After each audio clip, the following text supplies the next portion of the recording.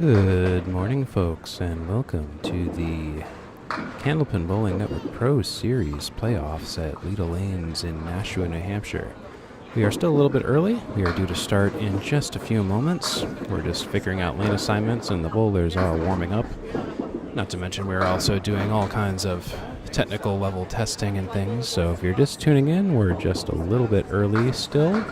So we'll go live as soon as the bowlers begin, but for the meantime, just doing a quick sound check and a chat check. Make sure everything is nice and dandy, and hopefully everything goes smoothly. The other streams should be activating on Candlepin Bowling Network fairly soon here, depending on when our other streamers are ready to go. Anyways, folks, so the brackets have been set, and specifically on this stream, you will be seeing lanes 23, 24, 25, and 26 predominantly. On lanes 23 and 24, we will have Scott Douglas and Nick Zuffelato, aka Freshie, and on lanes 25 and 26, we will have Nick Norcross and JJ Tourigny. And I will be focusing most on lanes 25 and 26 as they are right in front of me. That will be Nick Norcross and JJ Tourigny. So we are not fully set up just yet. We're just waiting on a couple of things, and we obviously have to wait for the tournament to begin, but we will be beginning in short order here. So thank you very much for waiting, and I will hope to be talking to you very shortly. I'm just going to go on mute for a little while. Thank you.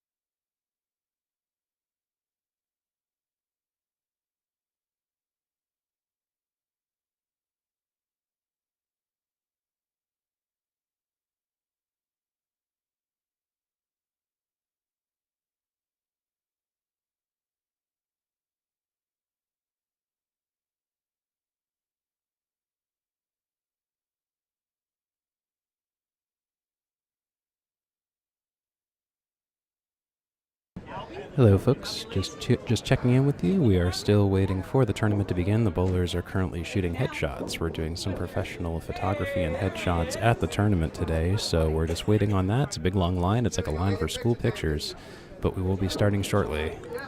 From my perspective, at least, I am all ready to go, and we got the scoreboard set and the camera set, and we should be starting in just a little bit. So, don't worry.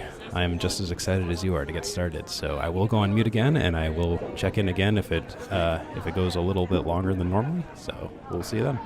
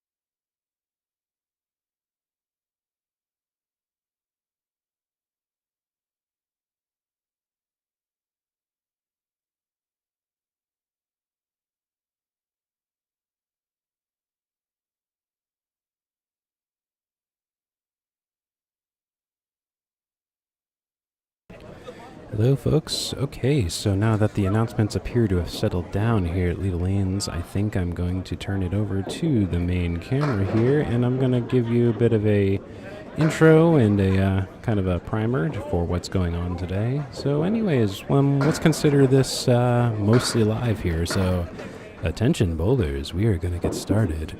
From Leda Lanes in Nashua, New Hampshire, I would like to welcome you to a very special edition of a stream here on Candlepin Bowling Network, the Candlepin Pro Series Playoffs. My name is Steve Kelly, and in this stream I will be covering 2 matches across 4 lanes, at least for the time being. The stream will be focusing on lanes 23, 24, 25, and 26 at Leda Lanes, with a particular focus on lanes 25 and 26, which is where the zoom camera is positioned. Good as always to have you along with us. Originally live streamed on Saturday, April 6th, 2024, and available for rewatching anytime upon the conclusion of today's matches, that is. If you are new to the Pro Series or Candlepin Bowling in general, I'd like to extend a warm welcome to you and hope that you enjoy these matches, as well as Candlepin Bowling as a whole. If you're a returning viewer, welcome back. Your continued viewership is greatly appreciated. For those of you with any audio or visual... I will just stop for a second. Waiting for the announcements to finish, and just don't want to compete with that and make that sound weird. For those with any audio or visual impairments, I'd like to highlight 2 things. First, this broadcast will be available with subtitles and live captioning. We will also be providing as many audible descriptions of the play-by-play action as possible. I emphasize as possible. If you have any questions or suggestions, please let me know in the comments. I will try to check those as often as I can or when convenient. There's going to be 2 bowlers to a lane here on... And so we will be witnessing 2 games of Candlepin Bowling per duel, with total scratch pinfall after 2 games resulting in either promotion to the next round or elimination from the tournament. The initial batch of bowlers are in the outer tiers of the playoff ladder here. The winners of these matches will move on to those who have earned a first round bye, and then it is off to the semifinals and then, of course, the finals. It's going to be TV style, so that means 1 box per lane, move to the next, and then sit. The higher seed is going to choose who goes first. That's what they determined in the announcements today. So just figured I'd give you a bit of an idea on what's going on with that.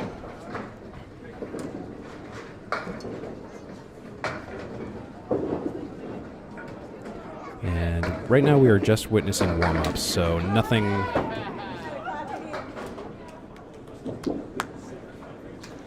Actually, my apologies. No, they have started. Wow, they did not publicize that too much. So JJ Tourigny started out with a 10 and 10 box and then a 9 box. That was the one who was just bowling on lane 26. Freshie, meanwhile, with a 10 and a 9 as well on 24. That's Nick Zuffelato.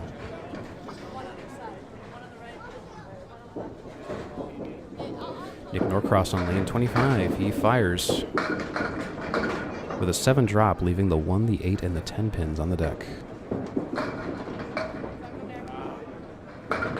So the Pro Series, it's basically, there's a roll-off to qualify, and then it's basically an elimination ladder. And just looking around, almost all these bowlers participate in the Friday Night Pro Leagues, or the pro-tier bowling tournaments. So a lot of these names are sort of the bigger names in the current Candlepin bowling scene. And that's kind of the whole of it. The qualifiers, as far as I know, haven't really been streamed. I think they kind of are a little bit loosey-goosey on that. But...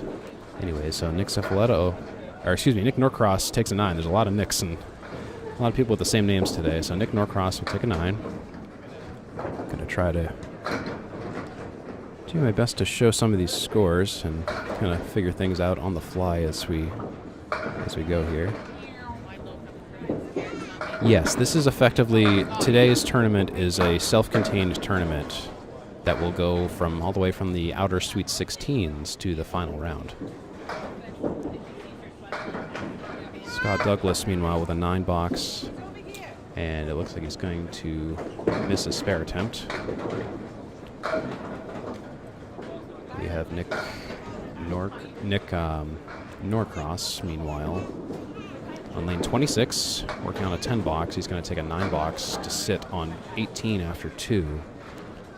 Scott Douglas with a 9 and then another 9 for 18 after 2.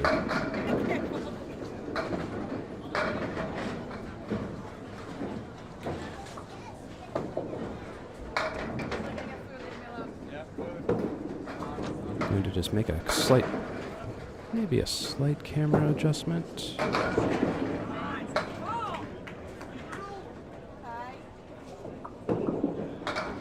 Just going to pause 1 minute for a camera adjustment.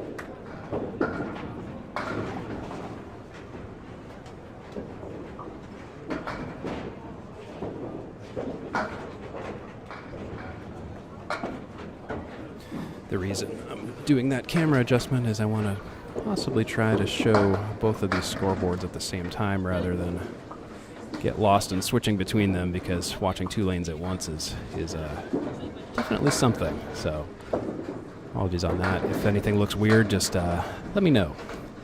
We also have other streams going on, so if either you guys get sick of my voice or you want to hear Paul Grant or Bob Lee or Greg Gouillart, there's the other streams here on this channel as well. In case you want to see those. JJ with a spare in the third for a 32 after 3 and then filling it with 3. So that's a 13 on that. He missed his second spare for the 4th. He's going to finish that off with a 9-box for 41 after 4 for Mr. Tourigny. Mr. Tourigny is in my division in the Atlantic Candlepin Singles Tour, currently the division leader of B North Division 2. He's been on an excellent tear of matches today, this season. Been trying to catch up to him. I'm currently the number 2 seed fighting Dominic Palladino, but so far no dice. Meanwhile, Nick Zuffelato will take a 9 and a 10 over on the lanes a little off to the left. Again, I'm covering lanes 23, 24, 25, and 26, so this is going to be a fun time. We have Nick Norcross on lane 25 here at Leda Lanes in Nashua, New Hampshire. Norcross fires. 9-drop right off the bat, leaving just the 10-pin on the deck on lane 25.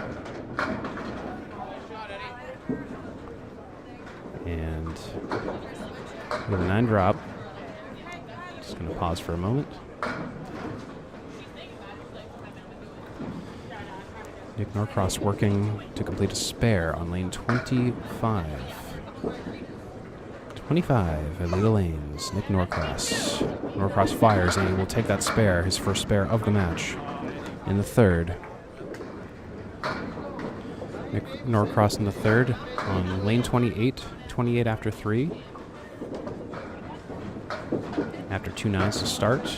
18 after 2, 28 after 3, plus a ball. Lane 26, Norcross working on a spare. And that spare is going to be, appears to be a 7-drop.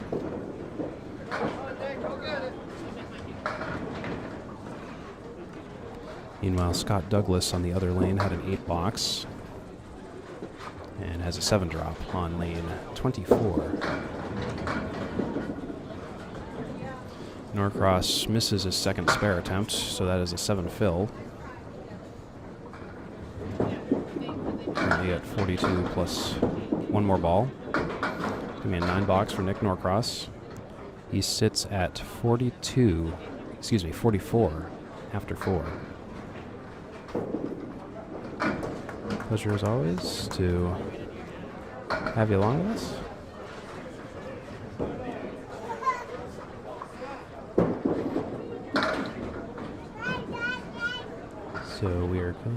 So where are we today? We are physically at Leda Lanes in Nashua, New Hampshire, which opened in 1959, roughly 64 years ago. 36-lane house. JJ Tourigny dropping 6. dropping 6, leaving the 1, the 2, the 7, and the 9 pins. Freshie, meanwhile, looking at a 2-5 spare leave. Freshie will take that spare. JJ missing his spare. Freshie is Nick Zuffelato for anyone at home wondering what's going on there.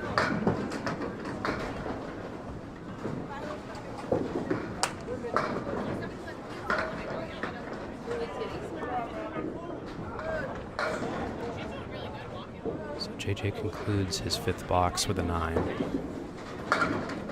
Fires on lane 26, dropping 5, the 2, the 4, the 6, the 7, and the 9 with no wood. That's a spare leave for JJ Tourigny, but it's a difficult spare leave. Freshie, meanwhile, had a 6 on his spare. JJ completing the spare. Wow. Excellent bid by JJ.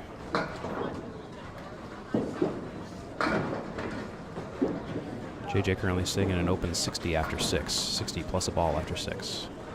Nick Norcross, 44 after 4. Freshie with another spare 65 plus a ball after 6.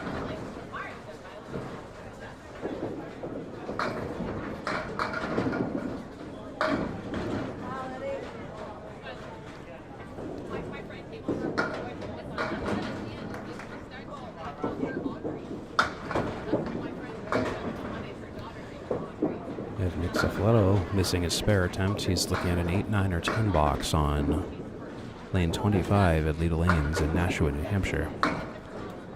Nick Norcross will take a 9 box. That puts him at 53 after 5. Compare that to JJ Tourigny's 60 after 5. Scott Douglas, meanwhile, working on a spare.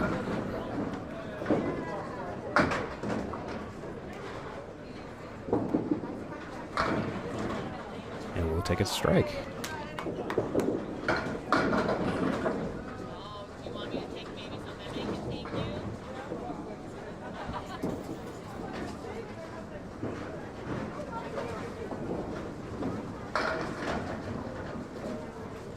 My apologies while I'm just attempting to work with a new scoreboard that Bob Lee built for me and working out a few quirks with that.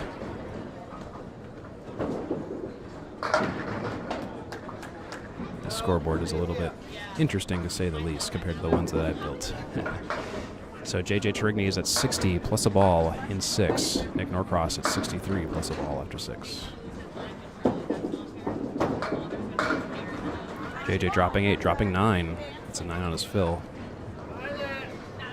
That puts JJ at 78. Or 69 and 6. Currently working on a 78.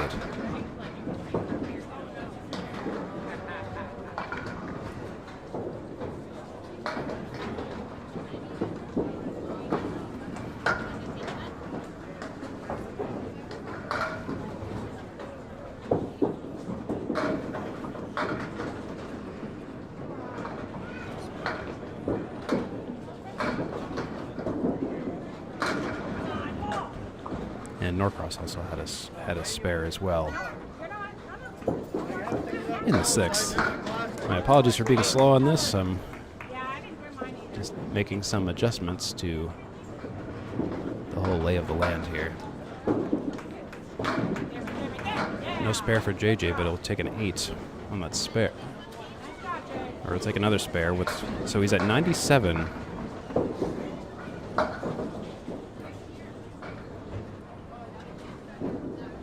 After 7. So your score update. So JJ is at 97 after 8. After 4 spares. Nick Norcross at 63 plus a ball here in the 6th.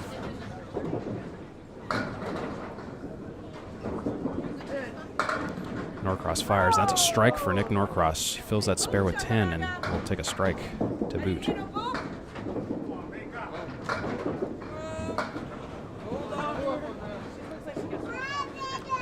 Nick Norcross currently at 83 plus a strike fill in the 7th. Catching up to JJ Tourigny's 97 plus a ball in the 8th. Nick Zuffelato, meanwhile, 97 and 8 on lane 8.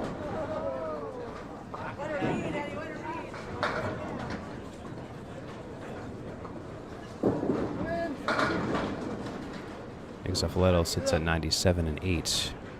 Scott Douglas at 66 plus 2 balls after 6 with that strike. Norcross fills his first strike fill with 5. 4 horsemen left side plus the 10 pin, leaving the 1 and the 10 pins on the deck. No wood to help him. High-low jack minus the 7 pin for Nick Norcross for a 10 box on lane 26 at Leda Lanes in Nashua, New Hampshire. That's going to be a 10 box. 8 fill, 10 box for Nick Norcross. He sits at 101 after 8. Compare that to JJ Tourigny's 97 plus a ball after 8. Nick Zuffelato, meanwhile, sits at 97 after 8 with that 8 box. Excuse me, 9 box. JJ Tourigny with a strike on spare.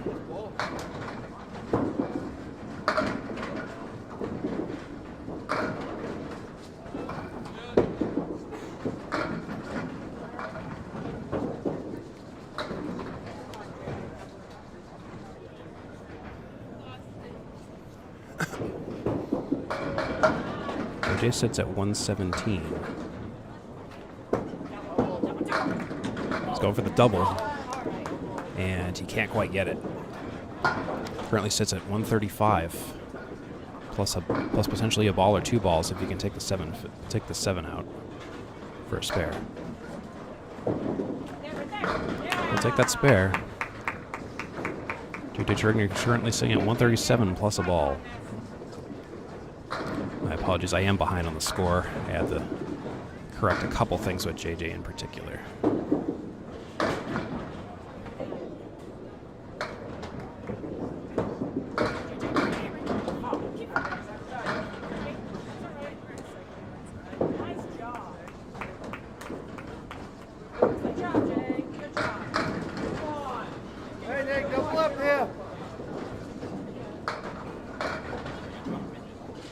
JJ filled that spare with 6, by the way, for 143 for JJ Tourigny.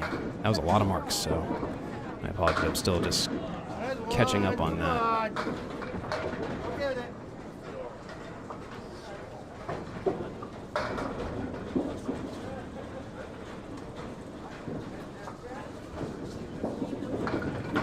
Nick Norcross, meanwhile, with a spare of his own. That's 111 plus a ball in the 9th for Nick Norcross.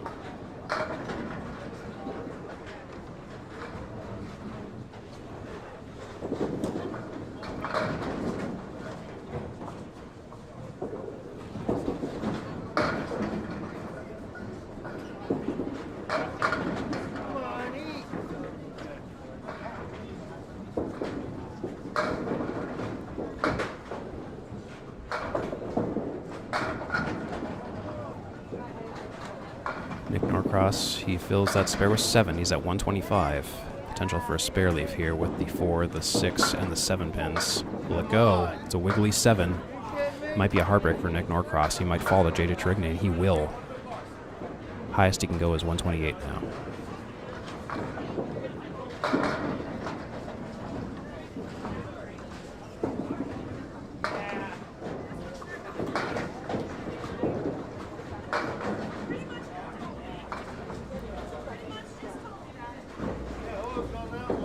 So final score for the first game, JJ Tourigny at 143.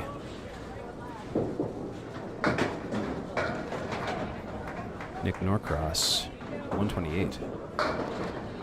And then meanwhile, Freshie, Nick Zuffelato, Freshie, 113. Scott Douglas, 109 and pending.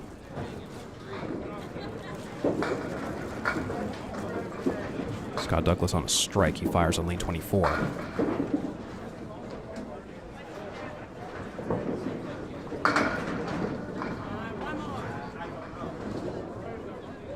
In 24, Scott Douglas on a strike. He dropped 9. They're going to have to fix that score for him. Should be 124 plus. JJ, meanwhile, on a spare. Misses that spare. Lane 25, just the 4 pin. Scott Douglas will just squeak by with that spare. He's at 129 plus a ball. I'll give you guys a score update in a little bit. My apologies, I fell very far behind very quickly on the scores here, so I'm going to just hide these for the moment. I'll give you a verbal update. Hard to score 4 lanes at once, let me tell you. So JJ sits at 9 after 1. Start of the second game, JJ was victorious in the first game. Scott Douglas will conclude with 138 for the first game. Victorious over Nick Zuffelato by 28.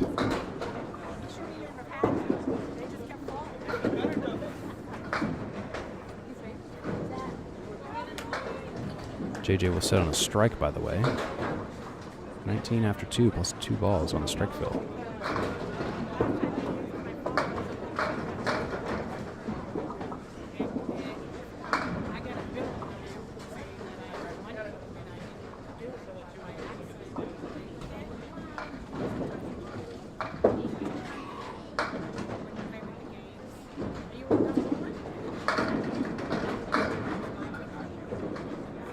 Norcross dropping 9, missing the spare. In the second, he dropped 3 in the first, 6 in the second.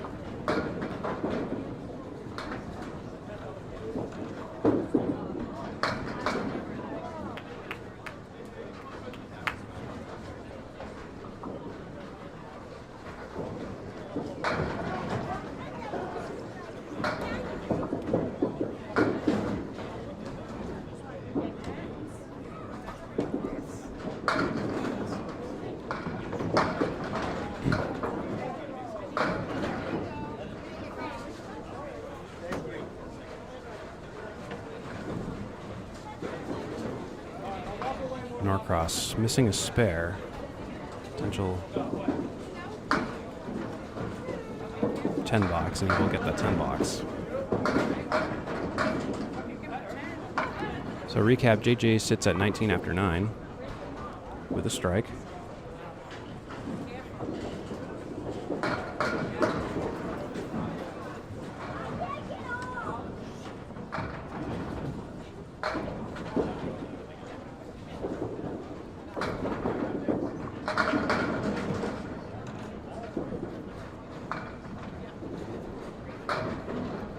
JJ's first ball is a 7 drop.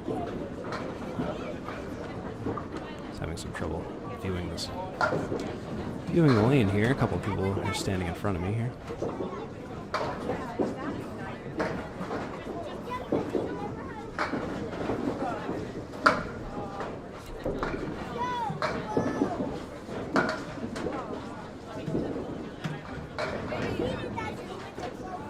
JJ for the conversion, and he will take an 8 fill.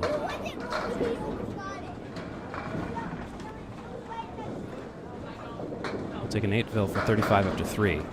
That 8 box.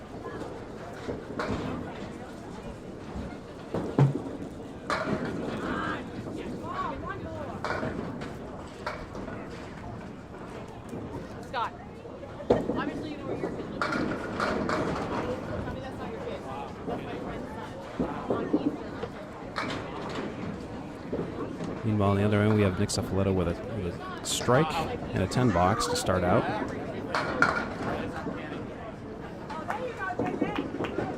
JJ with a spare to sit for 20 after 2. Right. Excuse me, 45 after 4, my goodness. 45 plus a ball after 4 for JJ Tourigny.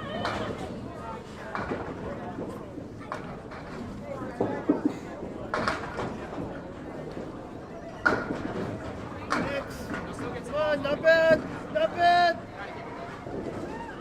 Silent.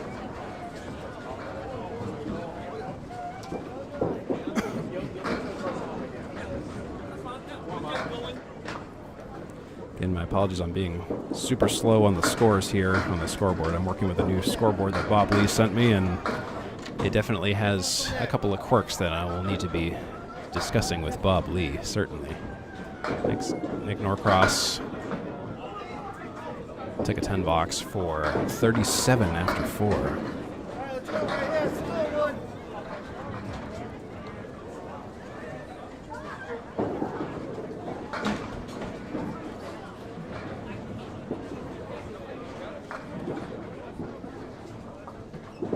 Hey.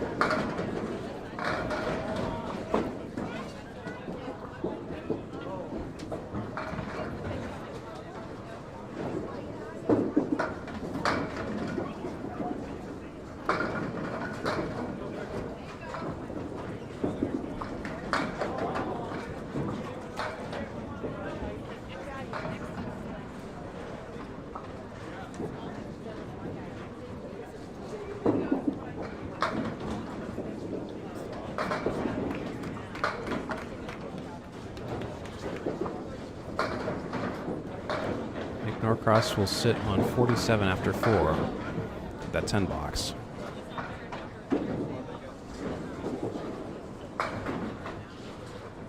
JJ Tourigny filling a spare on the 4th, 45 plus a ball after 4. He starts his 5th box.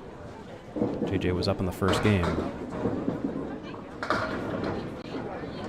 So it's do or die for Nick Norcross. JJ Tourigny, who is normally very good with marks, he will fill that spare with a rare 3.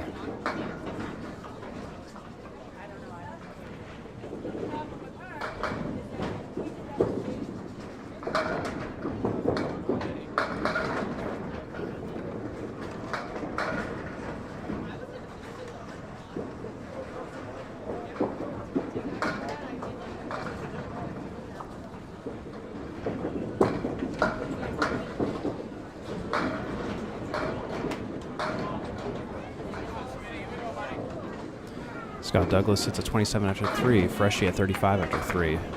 Scott Douglas trying to follow up with Freshie's spare 45 plus a ball after 4. JJ Tourigny, meanwhile, lane 26. He's dropping 7, dropping 8. JJ sits at 57 after 5. That 9 box.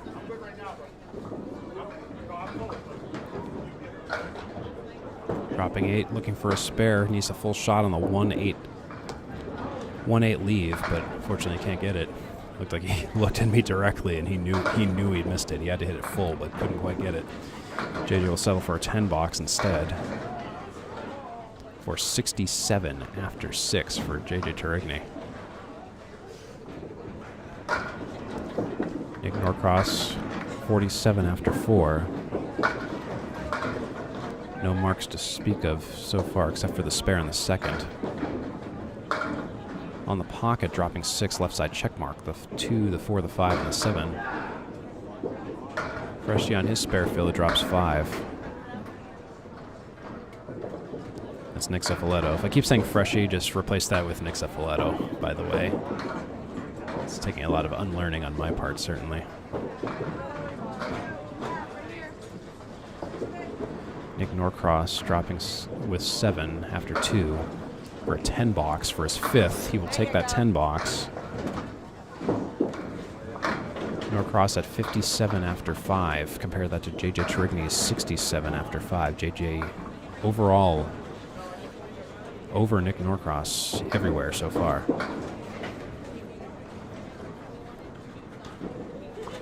Nick Norcross on lane 26 fires on the pocket, dropping 7, the 4, the 7, and the 8. Triangle.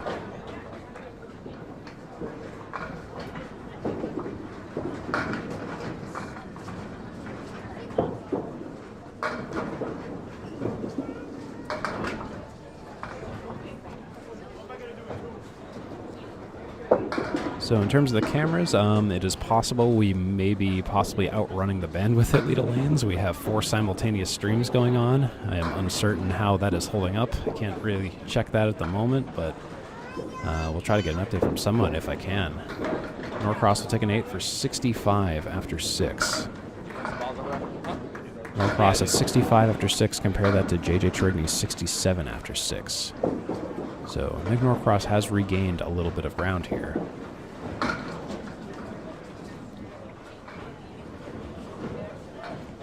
JJ on lane 7 on lane 25. This way, come on. Keep going, that way.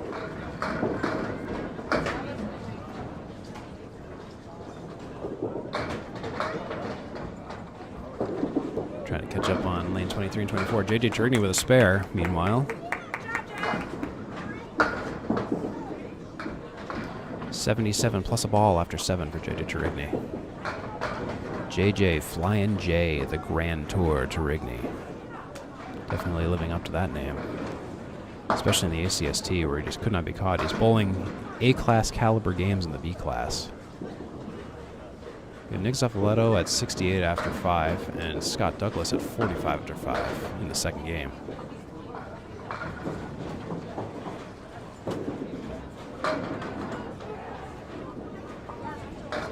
It's a game of 9s for Scott Douglas. It's just 9, 18, 27, 36, 45.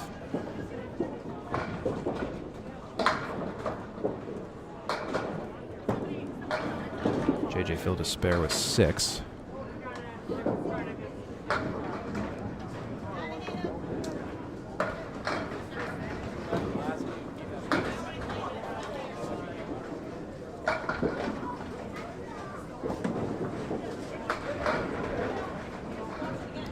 JJ will sit at 90 after 1 with that 7 box, possibly opening up an opportunity for Nick Norcross.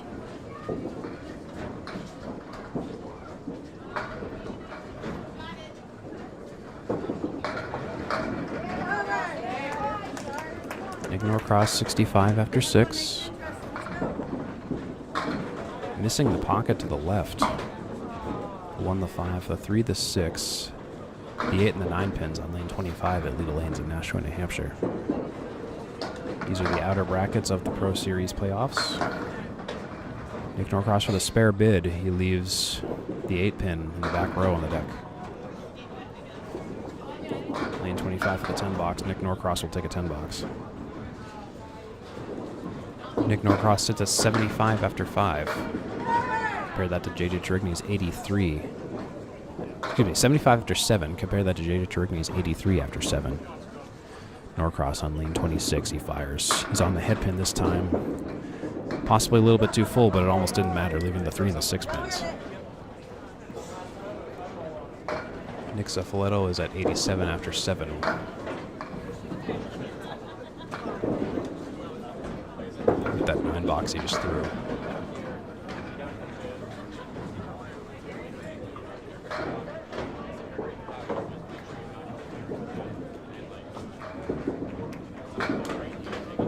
Norcross will take a 10. Norcross will be at 85 after 8, 5 down from JJ Tourigny, 90 after 8.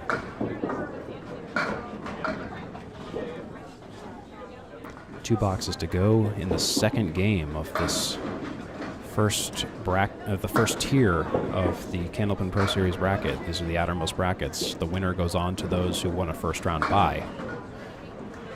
JJ dropping 5.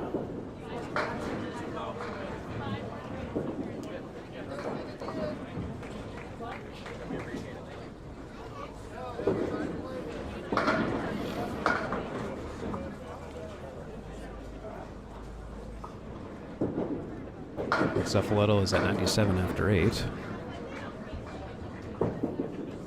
With that 10 box. Bowler's cooling off in terms of marks. Mostly games of 9s and 10s so far.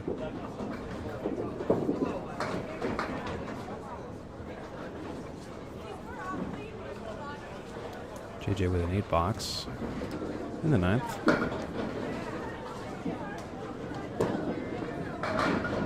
JJ almost taking a strike. He leaves the 2 pin on the deck. Would have been a hammer ball otherwise on lane 26. JJ might seal the deal with his movement into the next tier of the tournament if he can get the spare, unless Nick Norcross can really pull something off amazing here. JJ will not get that spare, so maybe it'll be a little bit easier for Norcross. Freshie at 97 and 8.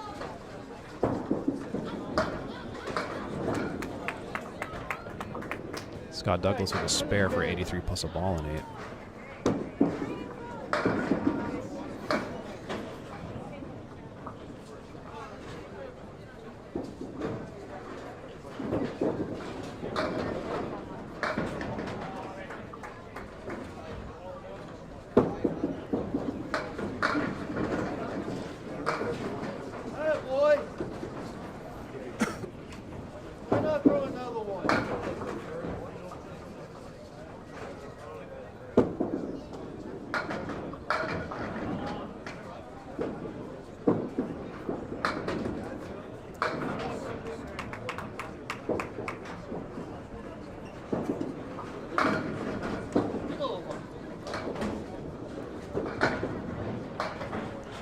Norcross with a strike in the 9th, and then almost a double, dropping 9, leaving the 6 pin on the deck on lane 10, lane 26 in the 10th.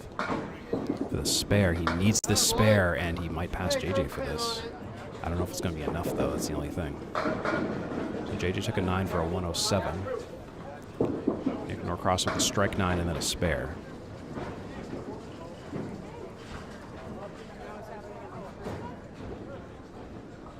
Nick Norcross needs a big mark for this in order to regain the lost ground from the first match.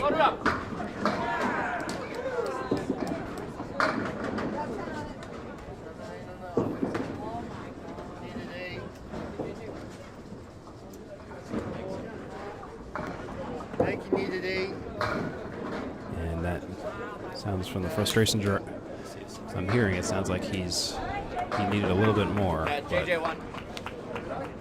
It looks like JJ will be advancing to the next round.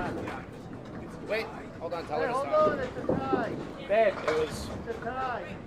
Nick Norcross with 107. Nick Norcross with 122. JJ Tourigny with 107. Yeah, he won the first one by 15.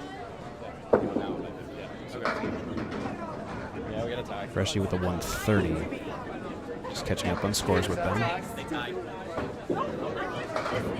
I'm not sure. I'm behind on the scores. I was told JJ won. JK. Well, you get to bowl another.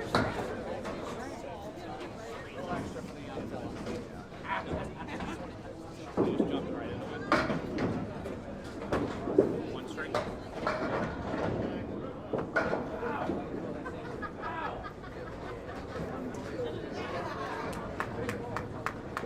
Sorry, folks. It's hard to keep track of 4 games across a physically long distance. So I know I'm definitely not enjoying the fact that I'm falling behind on this. So it turns out that JJ and Nick Norcross tied, so they are going to bowl a tiebreaker game, and they're going to get right into it. JJ dropping 8.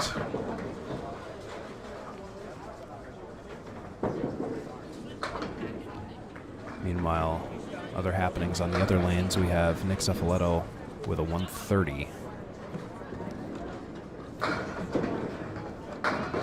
Scott Douglas, 112. Looks like he's not going to have enough of missing that spare opportunity on lane 24.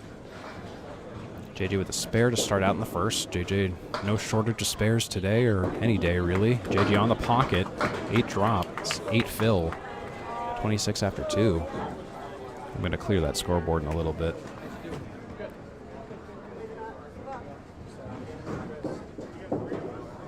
Again, my apologies about the scoreboard. Working with a new scoreboard that's rather unfamiliar to me. This one supplied by Bob Lee.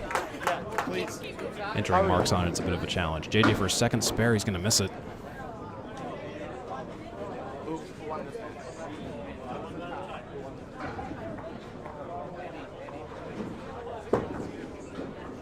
JJ will miss for a 9. For 27 after 2 for JJ.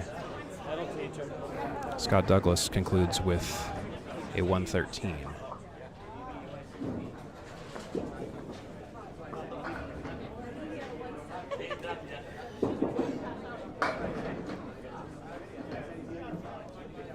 Still catching up on scores on there.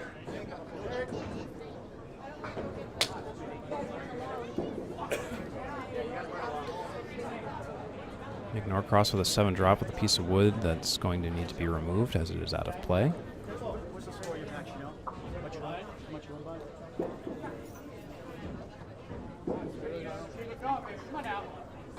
So if you're wondering why Nick Norcross and JJ Tourigny are still bowling, they're bowling a tiebreaker right now.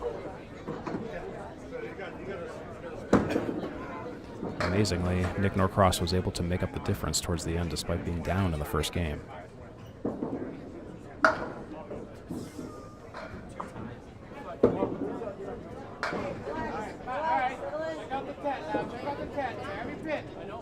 Come here, Violet. I called her Charlotte already. Nice check, buddy. Come on now.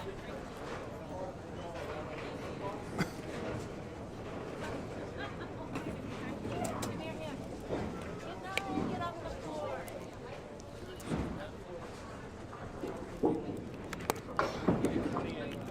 Nick Norcross with 9 after 1. Shift the focus over to them for now, just so we don't get too lost in the shuffle here.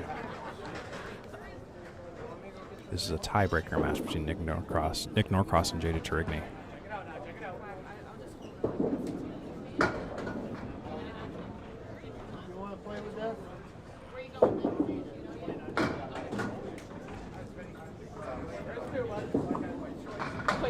Norcross with a 10, so that's after 2. Norcross is at 22, 19 after 9, 19 after 2. Excuse me. JJ is at 27 after 2.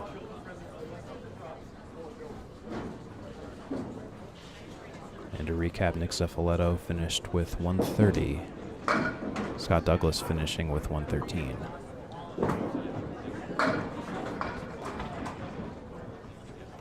JJ dropping 5, not on a fill, leaving the 4 horsemen left side plus the 9 pin. Lane 25. Needs to hit the 1-2 pocket to take this out. Will it go? It goes very close, good bid, but the 7 pin remains on lane 25. JJ Tourigny on lane 25 versus the 7 pin for a 10 box. He will get that 10 box definitively.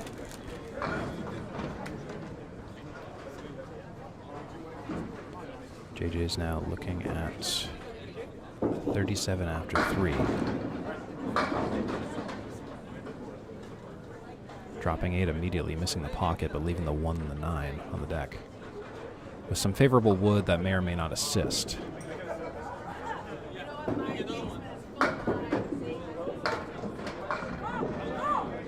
JJ will take a spare on that.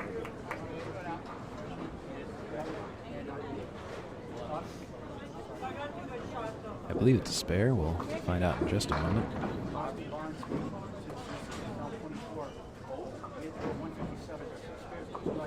JJ's at 47 plus a ball after 4.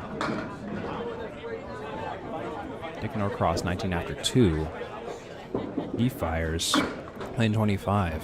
Left side half Worcester, the 2 and the 8 pins on the deck.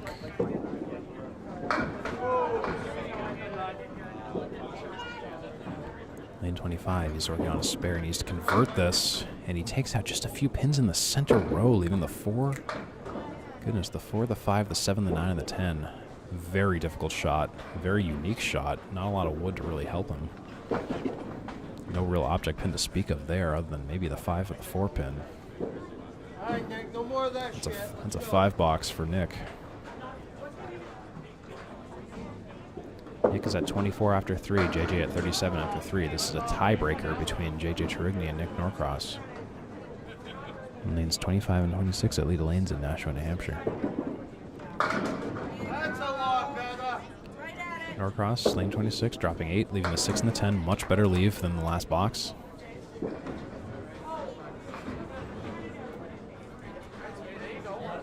Norcross fires for a spare.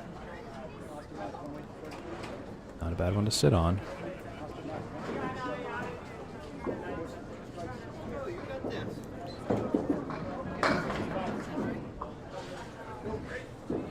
So JJ's filling a spare now. He's at 47 after 4.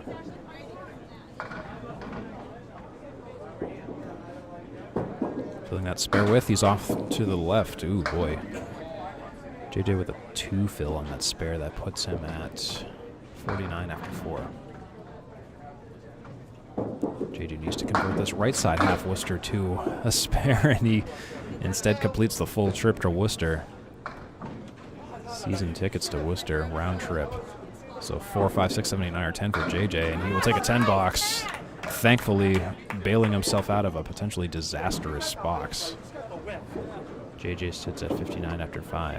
Nick Norcross at 34 plus a ball in the 4th.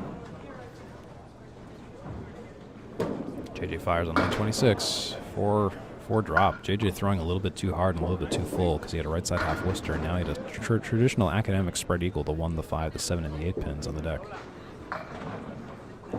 He releases. He's trying to convert the eagle, and he just breaks the eagle a little bit more, taking out only the 4 pin.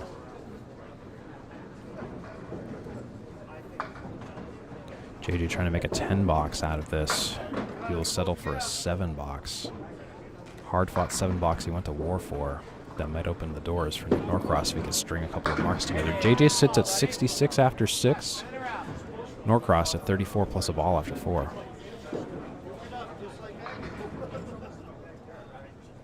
Norcross on a spare, mind you. He's working on a spare right now on lane 25. He fires. Off the head pin to the left, leaving the 1, the 3, the 6, the 9, the 4, and the 7 pins for a 4 fill. That puts Nick Norcross at 38 after 4. Compare that to JJ Tourigny's 49 after 4. Both bowlers struggling with fills on spares right now. 6, 7, 8, 9, or 10 box for Nick Norcross. He's going to take an 8 box. And that puts Nick Norcross at 46 after 5, down from JJ at 59 after 5.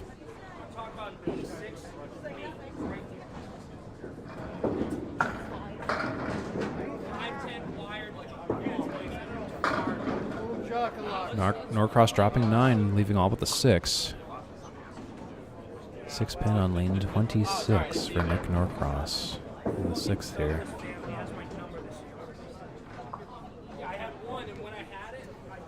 Norcross going for the spare. He needs this spare, and he will get that spare. Thankfully. That puts Norcross at 56 plus a ball in 6. Still playing catch-up to JJ's closed 66 in 6. A lot of 6s to go around.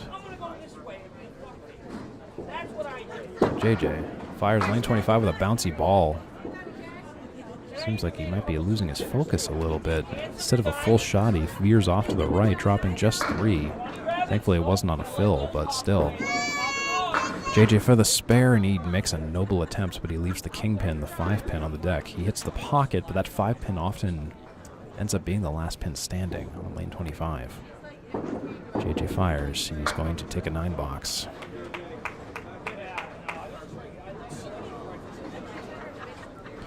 That puts JJ at 75 and 7 versus still up, but if he doesn't get another mark, Nick Norcross may have a potential to catch up. JJ with another bouncy ball down in the pocket, but it looked like the bounce may have cost him the strike, leaving the 4 and the 7 pins on the deck. JJ going for a spare, and will he get it? He's going to hit the 4 pin a little bit too full, and yes, he will, unfortunately. I hate to say it. Hope the stream has calmed down a little bit, folks. Again, we are straining the limits of Leda Lanes' internet today, so if there's any lag or anything, I sincerely apologize for it. I'm not sure if there's a whole lot I can do about that at this point. We are hardwired with Ethernet. We're not on Wi-Fi, but kind of is what it is at that point. I apologize for not checking the comments as much.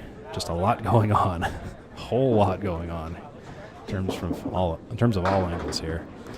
Nick Norcross on a fill. He's dropping 7. That's a 17 box in 6. That puts Nick Norcross in the 6 at 63, 3 down from JJ, who had 66 and 6. Norcross might have a spare opportunity here on lane 25. Will he get it? He will get it. That's a second spare in a row, Nick Norcross. I'm not super good at math, but that might have potentially turned the tide as JJ was struggling to get some marks with his full shots and bouncy balls going right down the center. Doing the C-A-L-L-A-T-T dial down the center, but Nick Norcross filling a spare. This is an important fill. Potentially retake the lead. This is a tiebreaker game between the two of these bowlers. And he will fill that with 9. Definitely a good fill from Nick Norcross at this time. With that 9 fill, that puts him at 82 and 7. Compare that to JJ's 75 and 7, so he does overtake the deficit and pull out ahead, and that's a 3rd mark in a row for Nick Norcross. I think the energy is mounting here. That puts Nick Norcross at 92 plus a ball after 8. JJ with a closed 85 and 8. Pressure might be mounting for JJ. I don't want to necessarily say he needs 4 strikes in a row, but it would certainly help at this time. JJ 85 after 8. First ball fires lane 25 with a 9 drop. An excellent first bid. I wouldn't have done it any differently. He left the 4 pin on the deck. Not really any wood to speak of here. JJ Tourigny on lane 25 for a spare. He releases, and that's a spare for JJ. He needed that spare. Certainly.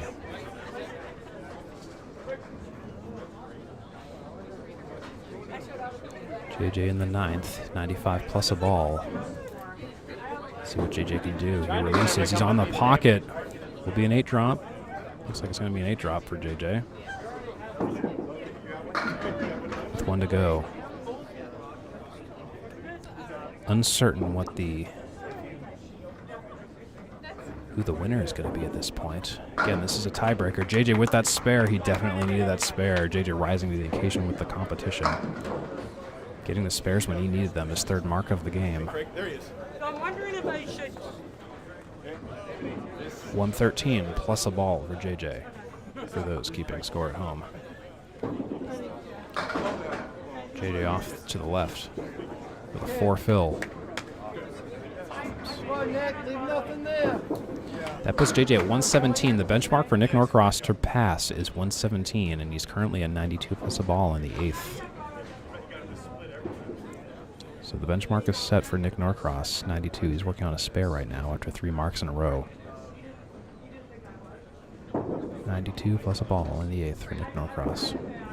He fires on the head pin again. These bowlers are really tuning their ball to go right into the 1-2 or 1-3 pocket. He drops 8, filling that spare with 8. That puts him at 108, and he's currently at 108 plus in the 9th here. If he gets a spare, they might lock it up. And that's a spare for Nick Norcross. Nick Norcross, 5 marks in the game. 110 plus a ball, and I believe JJ may have been eliminated with that extra mark, unless something catastrophic happens here in the 10th. Congratulations to Nick Norcross for advancing to the next round. And that effectively does it. Yes, he is at 122, so that is it. That will send Nick Norcross into the next round. JJ put up a noble effort, but Nick Norcross with that streak of marks just couldn't be caught. 125 or 126 for Nick Norcross this game is going to end up being, and it will be a 125 for a 3-game total of 375 for Nick Norcross and a 3-game total of 367 for JJ Tourigny. So congratulations to Nick Norcross for moving on to the next round.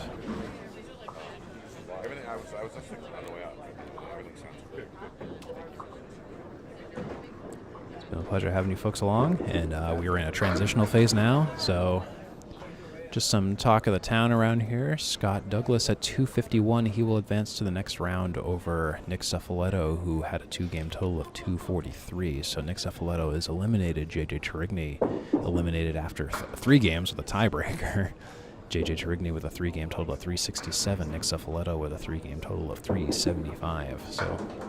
Nick Norcross. A lot of Nicks. Nick Norcross will advance, and Scott Douglas will advance. JJ Tourigny eliminated, and Nick Zuffelato also eliminated. At least by the looks of things. I'm going to pause for a moment, folks. I'm going to go on mute for a bit, just to stretch for a bit. Not a whole lot going on anyway, and it looks like we're in a transitional period as we just convene as streamers here, and we'll be back. Thanks for watching.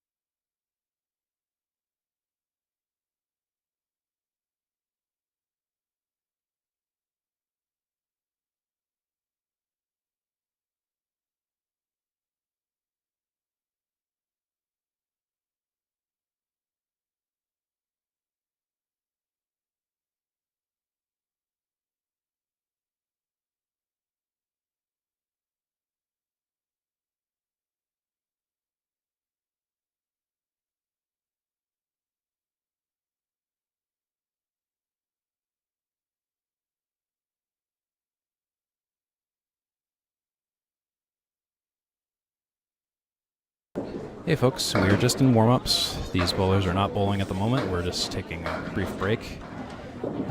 Just in transition again, once again. So thanks for sticking with us. I'm just going to stay on mute for a little bit, just going to regroup a little bit and just make a few adjustments on the stream to try to maybe kind of settle in a little bit better than in the previous round. But we'll be with you again shortly. Thanks for watching.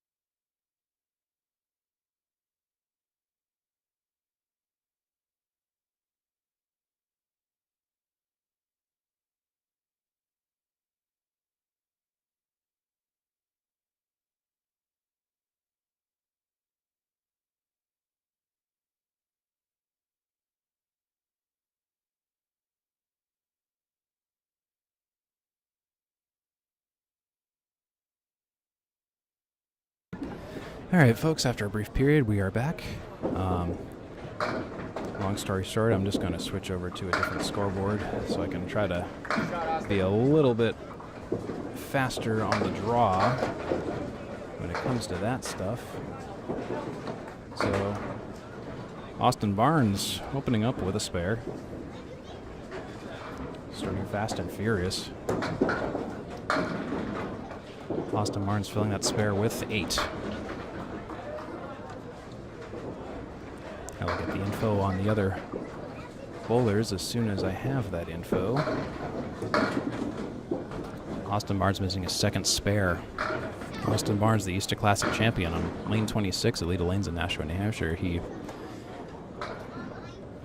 is working on a 10 box. He'll take a 10 box. 28 after 2 for Austin Barnes. Aaron St. Cyr stepping up to the approaches for the first time today on lane 25 at Leda Lanes.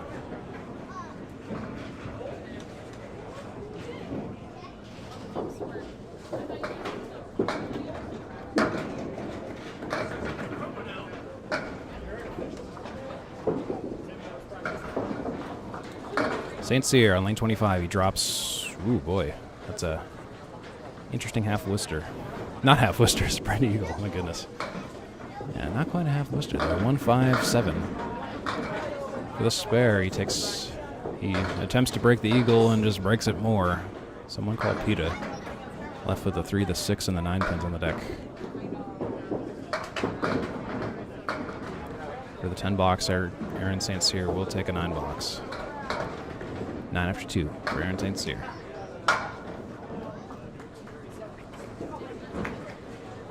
St. Cyr on lane 26 now. Dropping 7 before the 5 and the 10 pins on the deck.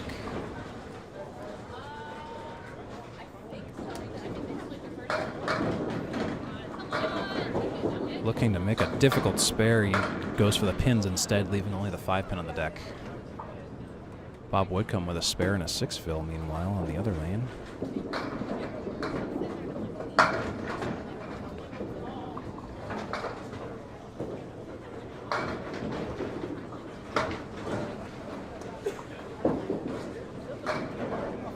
Joey Lister with a spare meanwhile. Aaron St. Cyr with a 10 box. Austin Barnes off the head pin to the left, uncharacteristic for this youngster. Just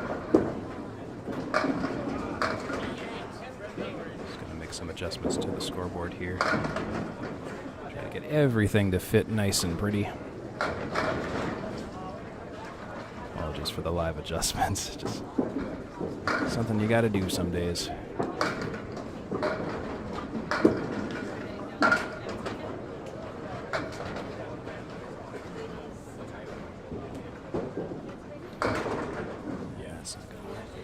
Send this here and send this over here.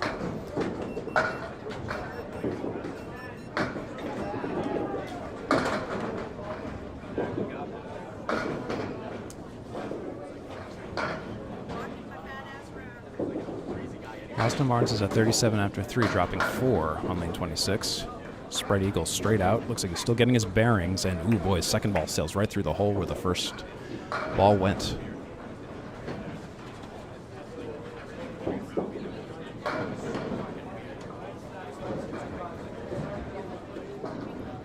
Joey Lister with 20 after 2, by the way. Austin Barnes will take a 7 box, trying to shake off some of those first game jitters.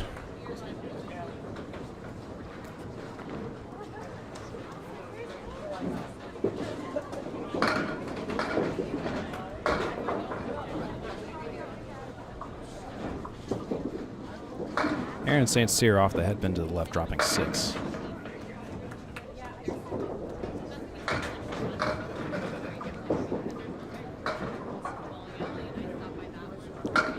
St. Cyr for the spare, and he can't quite get it. He's left with the 1, the 3, the 6, and the 7 pins on the deck with no wood to help him on lane 25 here at Leda Lanes in Nashua, New Hampshire.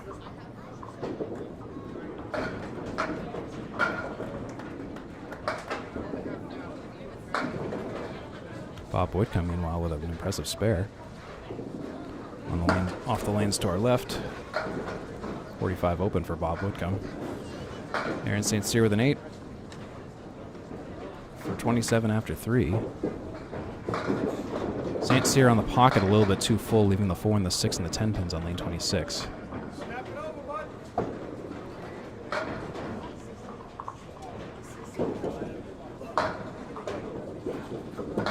St. Cyr for a spare. He tries to kick the wood, leaving the 4 pin and the 4 pin only on the deck on lane 26.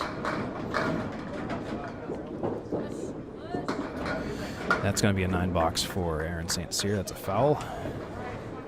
When you go into the gutter and you pop out, then any pins it hits is a foul. So that's going to be 36 after 4 for Aaron St. Cyr, 44 after 4 for Austin Barnes, 45 plus a ball for Bob Whitcomb, and 20 after 2 for Joey Lister, although he just got a spare, just reporting that in. So Joey Lister with a spare in the third for 30 open after 3. That's your score update for these 4 lanes.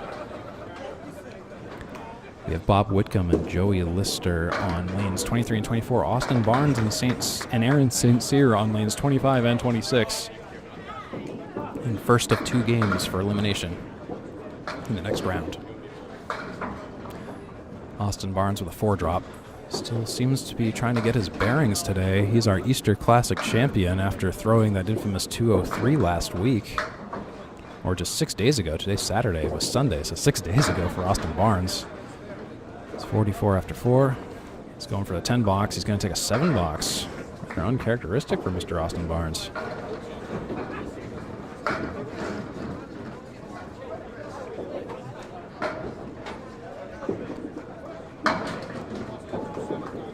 Austin Barnes on lane 26 now. He's at 51 after 5. Bob Whitcomb is winding up to fill his spare on lane 23. I'll give you the update as soon as I see that. Austin Barnes dropping 8 on 26. Bob Whitcomb looks like it's going to be a 7 on his fill. Barnes for the spare. He misses it. I definitely sense some nervousness in Austin Barnes right now. The ball release is just a little bit off. 8 fill for Bob Whitcomb, by the way. Late falling pin. 9 box for Austin Barnes. 60 after 6 for Austin Barnes now. 36 after 4 for Aaron St. Cyr. to catch up to Austin Barnes. Bob Whitcomb working on his spare now on lane 23. He misses it. St. Cyr off the pocket to the right, dropping 6. The 1, the 2, oop, pin still falling. I'll hold for comments. Wood drops all but the 8 pin. The 8 pin is wiggling too. Will the 8 pin go? We're going to get a New Hampshire earthquake to help out Aaron St. Cyr? I don't know. I don't think it's going to happen. Aaron's face kind of seemed like he was in disbelief there. Bob Whitcomb took a 9 after all was said and done. Aaron St. Cyr with a spare.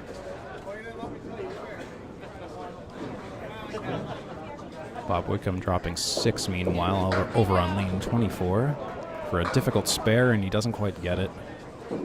He's left with the 4 pin on the deck on lane 24.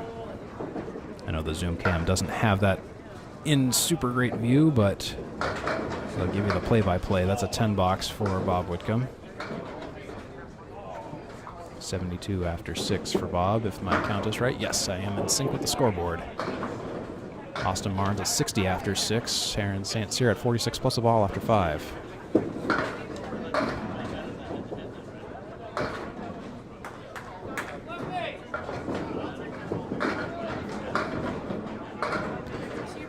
St. Cyr dropping 7. The 1, the 3, and the 7 pins on the deck.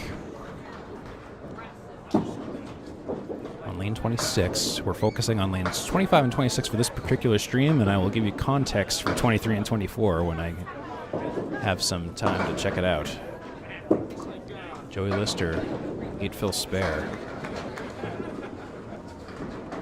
Joey Lister on a spare tear. Aaron St. Cyr filling that spare with 7 and taking a 9. Joey Lister at 65.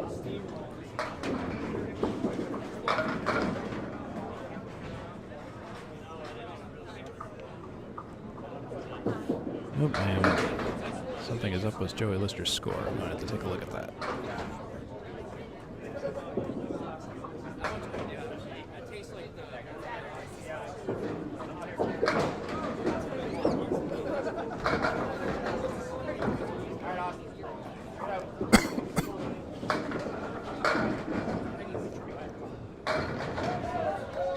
Joey Lister is on a spare mark tear, and that was one of the reasons I fell behind, actually, was getting them faster than I can input them. So Austin Barnes will take a 7 box. Uncharacteristic for Austin Barnes. He's at 67 after 7. Aaron St. Cyr at 62 after 6.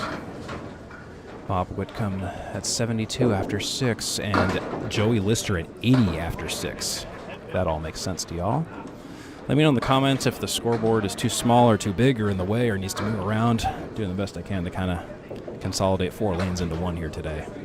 Austin Barnes for a spare leave, and he doesn't quite get it. He goes for a broken spread eagle, takes the left side of the half, minus the 7 pin, and he's left with the 3-6-10 on lane 26 at Leda Lanes in Nashua, New Hampshire. For the 10 box, Austin Barnes will take a 7 box. 74 in 8 for our Easter Classic champion. Excuse me. 9 box. Not 7 box. 76 and 8. Bob Whitcomb got another spare for 82, open in 7. St. Cyr on the pocket, dropping 9 almost immediately, leaving the kingpin, the 5 pin on lane 25. Bob Whitcomb working on a spare on lane 24 meanwhile. He's off the pocket to the right, dropping 6. Bob Whitcomb filling that spare with 6 for 88 and 7. St. Cyr tries to take that spare, and the wood doesn't work with him there. He is currently staring down the 5 pin for a 10 box. St. Cyr will take that out for a 10. 72 after 7 for St. Cyr. Appreciate you watching. For all that are here on the stream, watching my stream, we also have Paul Grant, Bob Lee, and Greg Liart. Streaming here live on Candlepin Bowling Network, this is the Candlepin Pro Series playoffs today at Leda Lanes in Nashua, New Hampshire. Aaron St. Cyr dropping 9 once again on the kingpin, and this time he will take the kingpin for a spare for 82 after 8. Austin Barnes at 76 after 8. Bob Whitcomb is currently at 98 after 8. Joey Lister is still in progress. No mark for Joey Lister, that's the important bit. He's currently at 8+. Austin Barnes fires on lane 25 and he drops for the spare leave. He leaves 2 on the deck. Lister will take a 9-box. Barnes releases on 25 for a 10-box and he'll take a 9-box. Barnes only 1 mark so far, 85 and 9 with 1 mark. Lister fires for his strike bid, and he drops 7, drops 8, leaving the 1 and the 2. Austin Barnes fires on lane 26, 2 full once again on lane 26. Visibly frustrated on that one. Spread equal minus the 2 pin. The 3, 4, 6, 7, and 10 with the piece of wood across the 4 and the 7 pins for Austin Barnes. Joey Lister missing his spare. Austin Barnes firing on lane 26 for the spare bid. He gets it, an angry spare. Sometimes the angry spare is the best kind of spare. Austin Barnes will complete the almost spread equal spare for 95 plus a ball. Joey Lister will take a 9-box for what I believe is going to be 98, and it is going to be 98. Joey Lister and Bob Whitcomb are in a dead heat, 98 to 98. Austin Barnes off the headpin to the left, and he drops 5. Unfortunately, that's a spare. He has an even 100. Even 100 for Austin Barnes.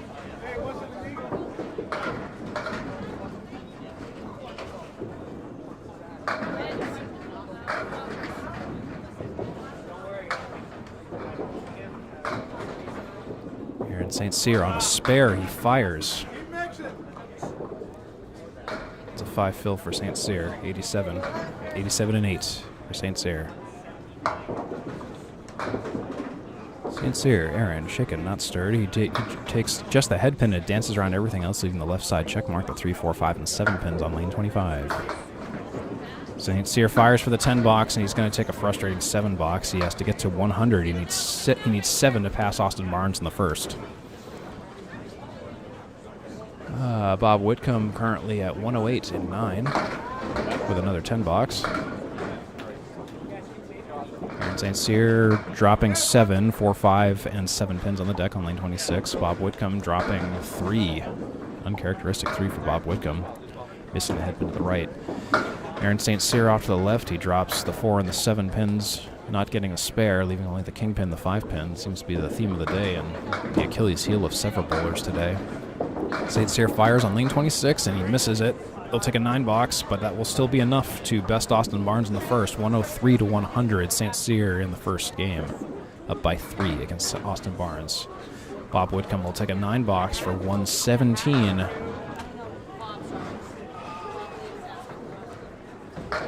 Joey Lister on deck.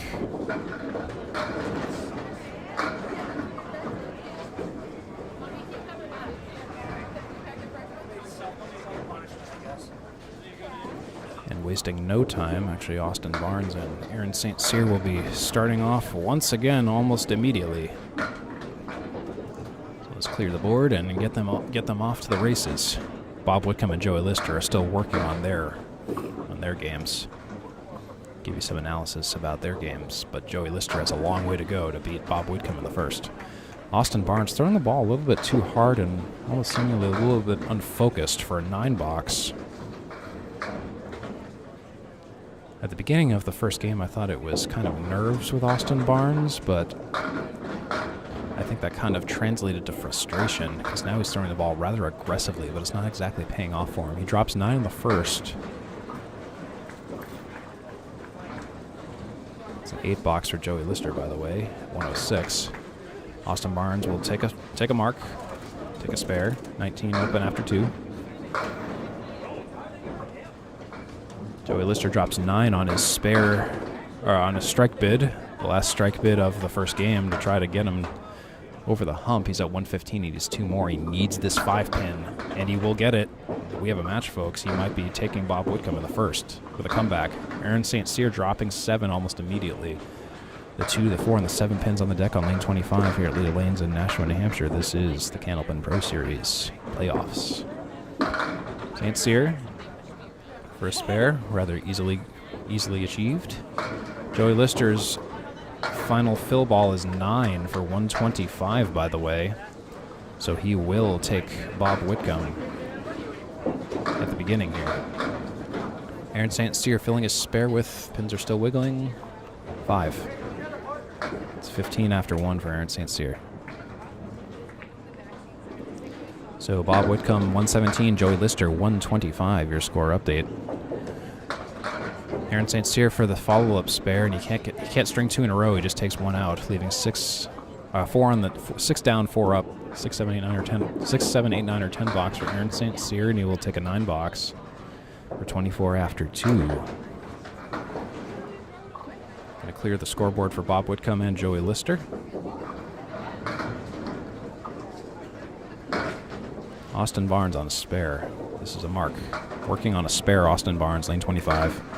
Dropping 7. And pins are still falling.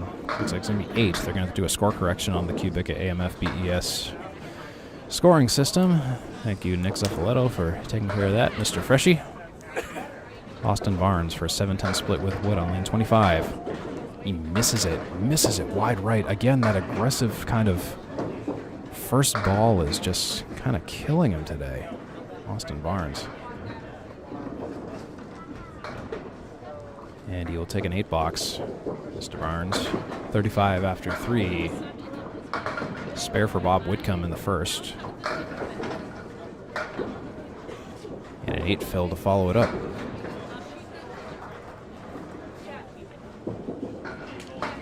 Austin Barnes, 35 after 3. He releases on the head pin, on the pocket. Dropping 7, the 4, the 7, and the 10 pins on lane 26. Mr. Barnes. I've seen you throw a 203, Austin. Let's see you do it more. Bob Whitcomb will take a 9 box, by the way, over on lane 24. Austin doesn't convert the spare. He's left with the 410. 410, and it's going to be an 8 box for Austin Barnes for 43 after 4.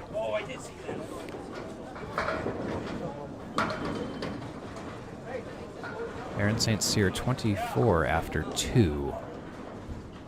Bob Whitcomb 27 after 2. Joey Lister has yet to bowl. St. Cyr on the pocket.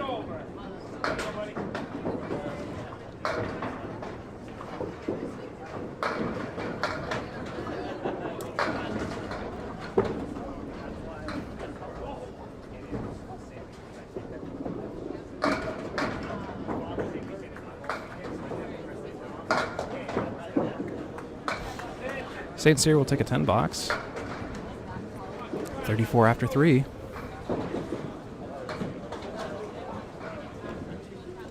Joey Lister with a spare meanwhile. Over to the left. Joey Lister is in the red on lane 24 with the headband. St. Cyr in the gray on lane 26. Thank goodness for having last names on the backs of shirts, let me tell you. Austin Barnes has the gray shirt without a name on it, for those who need to know. St. Cyr for a spare bid, and he almost gets it. That was almost a disastrous half Lister-esque shot, and he gets on the invisible 1-2 pocket, taking out all but the 7 pin. Joey Lister filled his spare with 6, by the way. St. Cyr with a bouncy ball, and he'll take a 9. 43 after 4 for Aaron St. Cyr. Matching Austin Barnes' 43 after 4. Bob Whitcomb sitting at 27 after 2. Joey Lister with an 8 box for 24 after 2.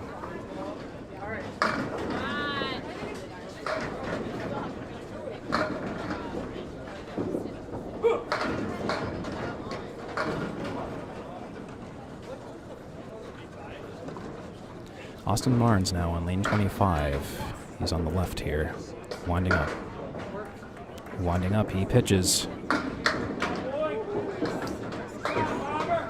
And pitches he does. No spare for Austin Barnes. Bob Whitcomb, not a whole lot going on. He is at 9. It's just like Austin Barnes. Austin Barnes will take a 9 box. Bob Whitcomb also with a 9 box.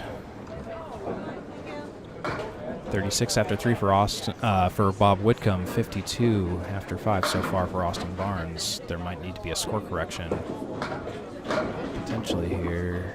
No, there isn't. Just kidding. 52 after 5 for Austin Barnes. I was misreading the Kubica scoreboard. Austin dropping 10, a difficult 2-4-7-6 leave, I think. No wood to help him. It's a difficult spare leave opportunity regardless. Takes out 2, leaving the 2 and the 6. So for a 10 box. Bob Whitcomb, meanwhile, for a spare bid, he's on the 3-6-10, and he misses it. So no spare for Bob Whitcomb either. Austin Barnes will take a 9. Bob Whitcomb working on a 10 over there on lane 24, slightly off to the left of the camera. 10 box for Bob Whitcomb.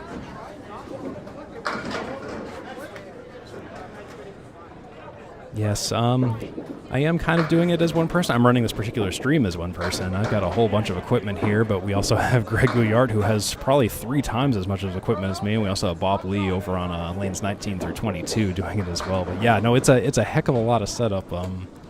I got to tell you, between last night's Pro League and today, I've gotten pretty good at setting this up fast, but still, it's no less harrowing to hope that it all just works. St. Cyr dropping 6 on lane 25. The 1, the 3, the 6, the 9, and the 10. He takes that spare rather handily. Spare for St. Cyr, 53 open in 5. And when I say open, apparently I'm told that that's not the correct term, but I've been saying that for like 20 years. So 53 plus a ball after 5, I guess is the correct terminology. Bob Whitcomb got a 10. It's at 40. Oh, sorry, it's at 46. Joey Lister got a spare. Lots of spares, not a lot of strikes. Oh, except there's Aaron St. Cyr's strike. Spoke a little bit too soon, so he'll fill that spare with 10. And I'm just going to key in a strike for the first time for Aaron St. Cyr today. Joey Lister filling a spare with 2. Tough break for Joey Lister. Working on a 10 box. Joey Lister will take a 9 box. Bob Whitcomb. So Joey Lister sits at 45 after 4. Bob Whitcomb at 46 after 4. That's a spare for Austin Barnes. Their scoring marks. I feel the pace picking up a little bit. They're scoring marks almost faster than I can react to them. Austin Barnes now filling a spare on lane 26. He fires. He pitches. He's off to the head pin to the left on the 4 pocket.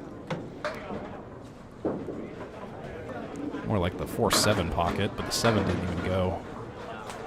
That's a 3 fill for Austin Barnes. Again, that kind of rushed ball he's throwing seems to be kind of working against him at certain times. No spare for Austin Barnes. He's leaving the left side set back to 5 and the 7. 82 plus. It's going to be 83 with that 9 box for Austin Barnes. Checking in on Bob Whitcomb, he has 7. He dropped 7 so far on the first ball. And that's a spare for Bob Whitcomb. That was a nice spare. I believe that was the 5-9-7. I saw it from an angle, so don't quote me on those pin numbers, but I think that was what I saw. 56 plus a ball for Bob Whitcomb in the 5th. Aaron St. Cyr on his strike bid, strike fill, that is. He's dropped 3 so far, but he gets another ball. You get 2 balls to fill the strike with. St. Cyr, lane 25. Lane 25, St. Cyr. For the spare bid, he doesn't get it, but that's a 7. It's a nice 7 fill on his strike. Bob Whitcomb filled his spare with 5 for 61 and 5. St. Cyr left with just the head pin on the deck for a 9 box. Whitcomb, lane 24 for another spare, and he doesn't quite take out the 10 pin needed for that spare. He takes out 5 in the first and 4 in the second. St. Cyr dropping 5 immediately, spread equal minus the 2 pin. Whitcomb on lane 24 for the 10 box. He'll take a 9 box for 70 in 6. St. Cyr chops 1 more out, the 4, the 6, the 7, and the 10 pins on lane 26. And he's going for a 10 box from a banana split. He'll take an 8 box. Aaron St. Cyr for 97 and 8. 80 versus 83 and 8 for Austin Barnes. Aaron St. Cyr beat Austin Barnes 103 to 100 in the first game, and now Aaron St. Cyr is above Austin Barnes in this game so far on pace. That was a 9-box for Bob Whitcomb. He's at 70-6. Joey Lister dropping 4 and then taking a spare. For 55 plus a ball for Joey Lister and 5. Austin Barnes for a spare bid, and again, that frustrated ball. He's just balling a little bit too fast, you know. I'm a spectator. You can't hear me. I'm talking quietly, but that's just what I'm seeing. Poor guy's just bowling a little bit too, just going a little bit too hard. It's an 8-box for Austin Barnes, and I think he knows it. 91 and 9 for Austin Barnes now. Joey Lister filled that spare with 6.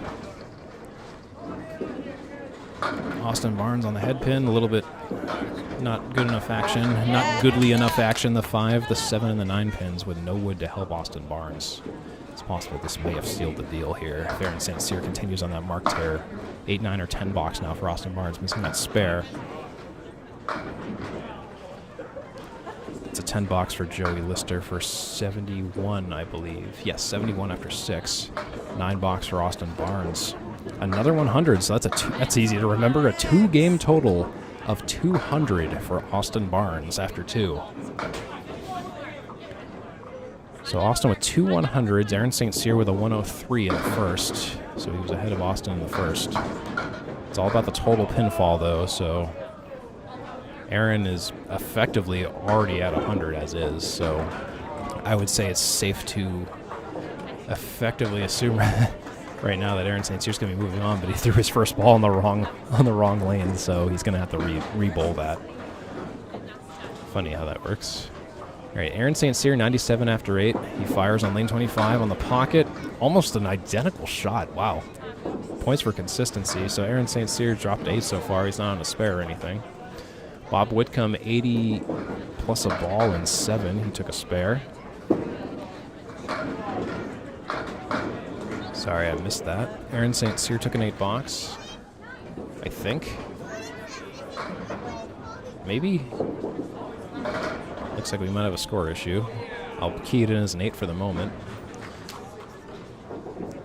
Oh, he fouled it. Okay, that's what happened. Okay, so 105 in 9 for Aaron St. Cyr. Bob Whitcomb filled his spare with 5. That's 85 and 7 for Bob Whitcomb.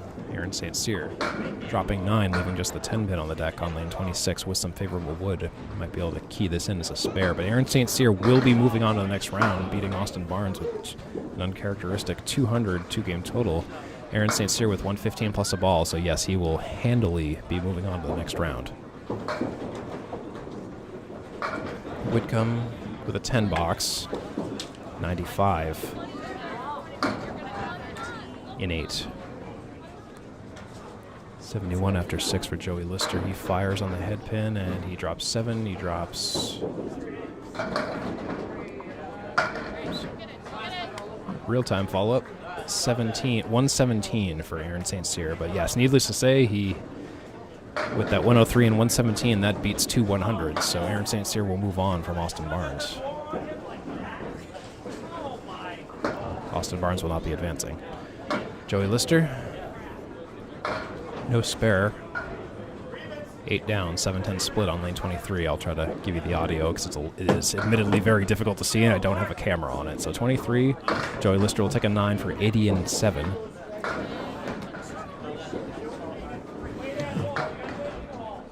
How y'all doing in the chat? Everyone enjoying this? Everything sounding okay, looking okay to the best of our ability? I hope the lag has legitimately kind of calmed down. We're kind of at the mercy of whatever bandwidth capacity the building has, with 4 simultaneous streams going, along with another league on the other side of the building and open bowling. So, you know, it's a bowling center. We like to see busy bowling centers, you know, especially considering the state of the game and everything. So, Joey Lister, no mark, 8, 9, or 10. It's going to be a 9 box for Joey Lister. It looks like he's rushing a little bit as well, kind of the similar problem to Austin Barnes. He's at 89 and 8. Nick was down 33, came back, hit a 7-9, missed the ricochet shot by 1 pin, and lost by 6. Paul Grant just giving me an update about an interesting comeback that was going on a couple lanes down. Bob Whitcomb sitting at 95 after 8 with a very methodical first ball. He drops 7, the 3-6-10 on lane 23. Bob Whitcomb working on it. And 23, that's a spare for Bob Whitcomb. 105 plus a ball for Bob Whitcomb in lane 9. Not lane 9, lane 23 in the 9th box. You know how you say a bunch of numbers and you start to just get them backwards? Thank God for computer scoring, let me tell you. Bob Whitcomb on lane 24. On the pocket. A little bit too full, but he takes a 7 fill, a generous 7 fill with a late falling pin. 112 after 9 for Bob Whitcomb on the lane 24. Might I remind you, Bob Whitcomb had 117 in the first game. Joey Lister, 125. So Bob Whitcomb really needs some spare pins here. And that, speaking of spare pins, there's a spare for Bob Whitcomb, 122 plus a ball now on lane 24. Bob Whitcomb, this might be a bit of a Cinderella story here for Bob. Bob played on the Friday Night Pro League last night. I also covered that match with Paul Grant. It was a fun stream. We had a bunch of mishaps, physical mishaps where Ethernet cables got unplugged. People ran into cameras. Cameras fell down, and the lane also broke, so that all happened. That was on the lane Bob Whitcomb was bowling on last night. This is a fill of a spare for Bob Whitcomb. 1, 2, 3, 4, 5, 6. That's a 4 fill. 126 for Bob Whitcomb. Impressive comeback for Bob Whitcomb. That's a 2-game total of 243 for Mr. Bob Whitcomb. 243 is the benchmark Joey Lister needs to pass at this point in 2 boxes, and he's at 89 after 8, so he's kind of at a deficit right now. He needs marks, and that's not really the best way to start it off. He's off the head pin to the right. The 1, the 2, the 7, and the 9 pins on lane 23. You are watching Joey Lister in the red with the headband on lane 23 off to the left. Slightly off camera, but within our purview. He doesn't get a spare, and that might be the end of it for Joey Lister, preliminarily. But never say never. We'll see what happens. Joey Lister will take a 10 box. I think with that 99 and 9, he's basically...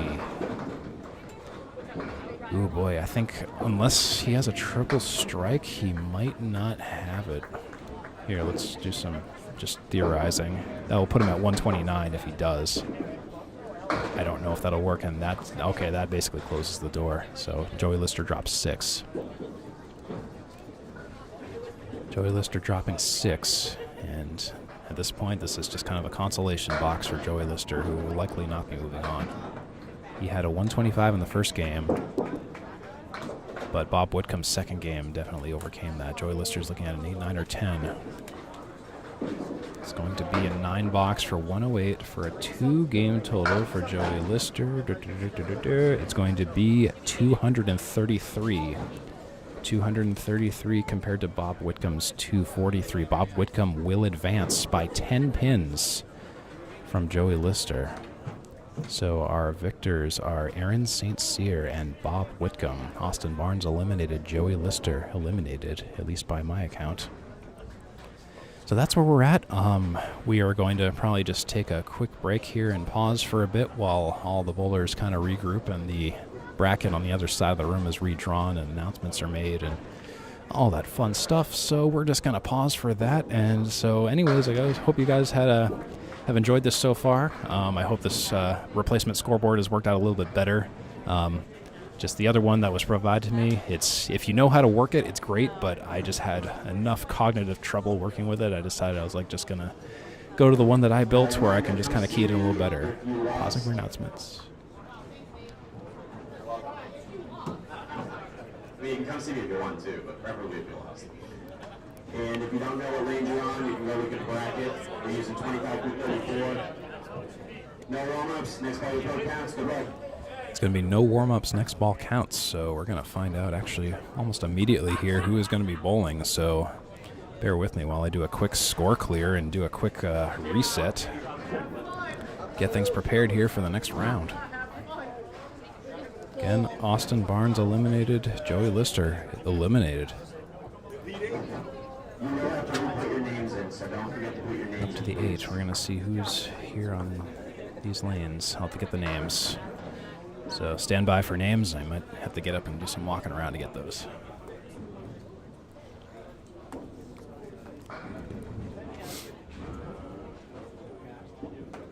All depends on where these bowlers end up going.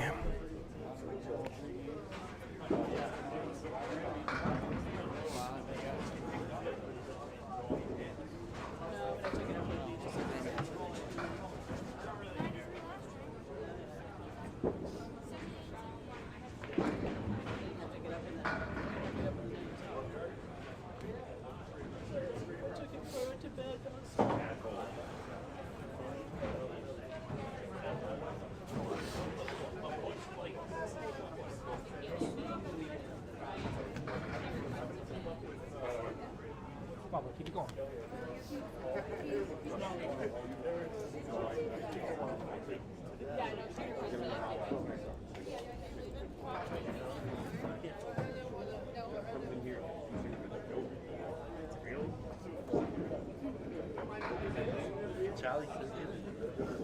Should have told you to put my favorite Blackies race pool while you're Scali, I'm off camera now, so I'm going to join you on this. Is this live? Yes. Okay, I should get a microphone. I can make this bi-directional. Okay, let's make it bi-directional. Okay, so I'm going to have Bob Lee actually join me on the microphone. Stand by while I just switch to a bi-directional and just reconfigure here real quick. Elite action here, Steve Kelly. Danny Harris takes 10 in the first. This is going to be format for today.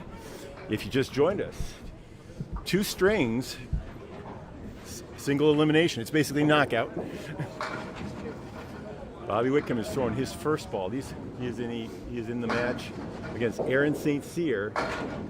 Spreads a split out 7. It's a 6-7 for Whitcomb. Harris, who had a 10 in the first, drops 6. He's got the eagle wing.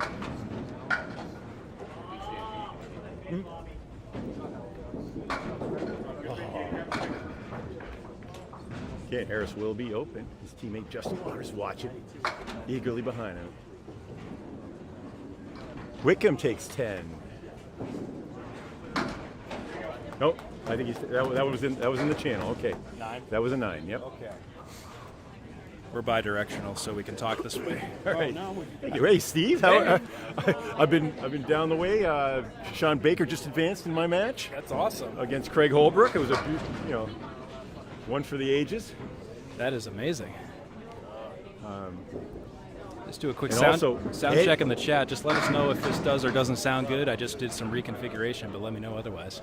Hey, Eddie Woodside also advancing over Scott LaPierre. Yeah, I guess he threw like a 285 or whatever in his first round. Yeah, 285. He has the updated bracket. Jon Winchell, who threw the 407 last night at Friday Night Pro League, starts things off with a 9-drop spare. He'll look to take the lead with his fill ball here in the second against Danny Harris on lane 26.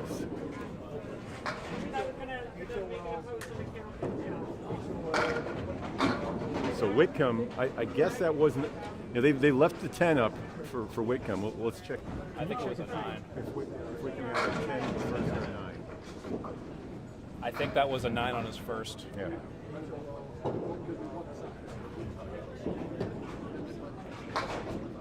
Seven on the fill.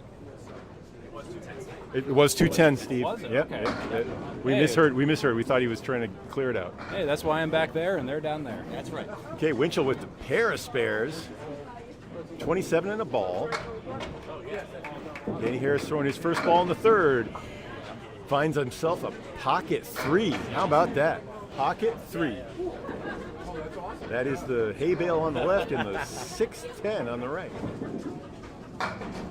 St. Cyr not much better. It splits to a 3 and 2. Clears out the rack on the right. Had one in the bunny hole, and that's 8 for St. Cyr. Harris, remember they're bowling 20. This is not quite one and done if you get off to a bad start. 27 through 3 for Harris, and that time the split breaks up. Now a little two-pinner. 4-7 on the left for Harris. St. Cyr is open, as will be Harris. Matches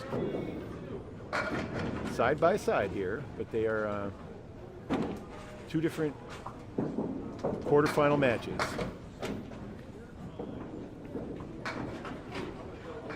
So Harris now at 37 through 4.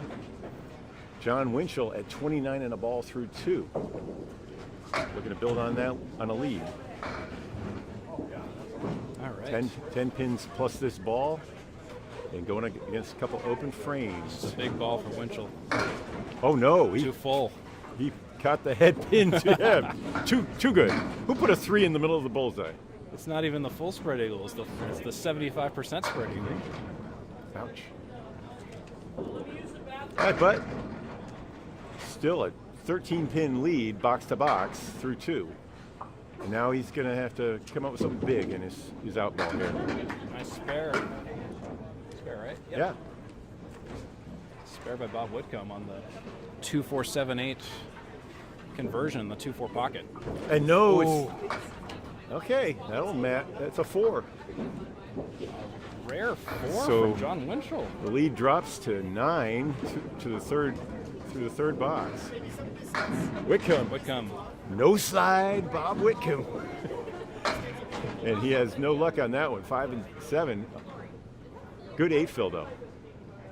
Here's a guy who doesn't need no slide. He's tried all kinds of different approaches, and this is the one he likes the best. He doesn't like losing control of his body. Very short, slow. I get that.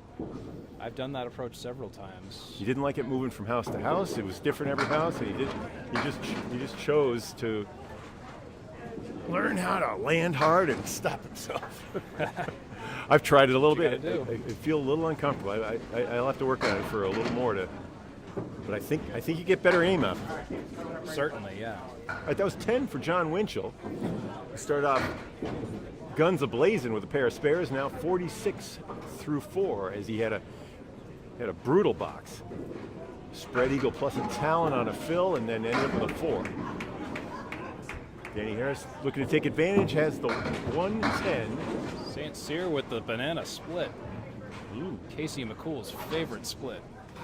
Double wood in front on the left. He's going to play it. Doesn't get it, leaves the 10. Harris, nice try. St. Cyr. Getting a tip, no. Just right of the tip. He was looking for chaos ball.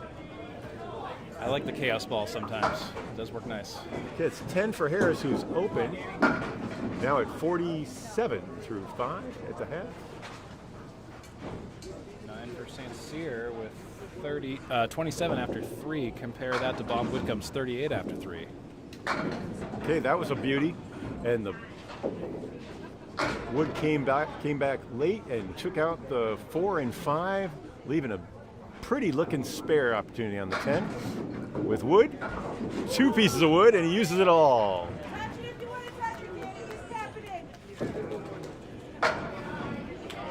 That was Mario Johnson with the mocking praise.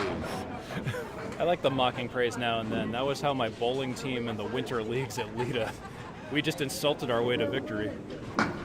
Insulted each other, that is, not other teams, just our own team internally. Okay, St. Cyr will be open in the 4th. He's got 3 splits in 7, his 8, first 10. 4 boxes. 9 box. It was 36 after 4 for Aaron St. Cyr versus 47 after 4 for Bob Whitcomb. Bob Whitcomb pulling ahead by 11 early on. Jon Winchell faces another, this one a washout. That's what a half Worcester is a washout. Ah. A split where you miss the head pin. I am enjoying this history lesson. That's a 10. That was before Worcester existed. Yeah, well, that's from, I think that's a 19th century or very, very early going. Yeah. When the Worcester team played against the Boston team, and Was that back when Justin Pop White was still around? The inventor of candlepin bowling, allegedly? It was. I'm not sure if he was involved in that one, in that particular. I know the team from Worcester, though. One of their bowlers threw. It was a 2. It was either a 2-8 or a 3-9. Yeah. Whitcomb with a great bid there. Shakes but does not stir. Oh, Winchell. The 10. All right, Winchell's had a couple splits and a little trouble. I believe that's a 10 for And Whitcomb. it is 57.5 for Whitcomb. 8 for Winchell. Trying to build on an 11-pin lead over Aaron St. Cyr on the right. Winchell is going to see his lead may disappear right here. Whitcomb on the pitch. A little bit too full and yet not full enough. Harris on the fill ties his match up. 64 apiece through 6 complete. Now 14 boxes to play. Harris fires. That was a 7 on his fill. Hey. Good bid on a crazy spinning piece of wood. Ooh. Open for both Whitcomb and Harris. Harris is at 73. One box ahead of Jon Winchell with a 9-pin lead. Aaron St. Cyr has pulled the least boxes so far, so he's just playing catch up here. On the pocket, the 1-3 pocket, pin still falling. 7 drop. Don't know how to make that one. Yeah. A little half Worcester plus the 10, even with, unless there's a lot of wood, but the red line. Oh, he got it. I guess that's how you do it. Played the wood. There's no definitive V way to get that. There's just a way, and there's many A ways. Tough 7 for Harris, who now has 4 splits through 8 strings. He's at 80.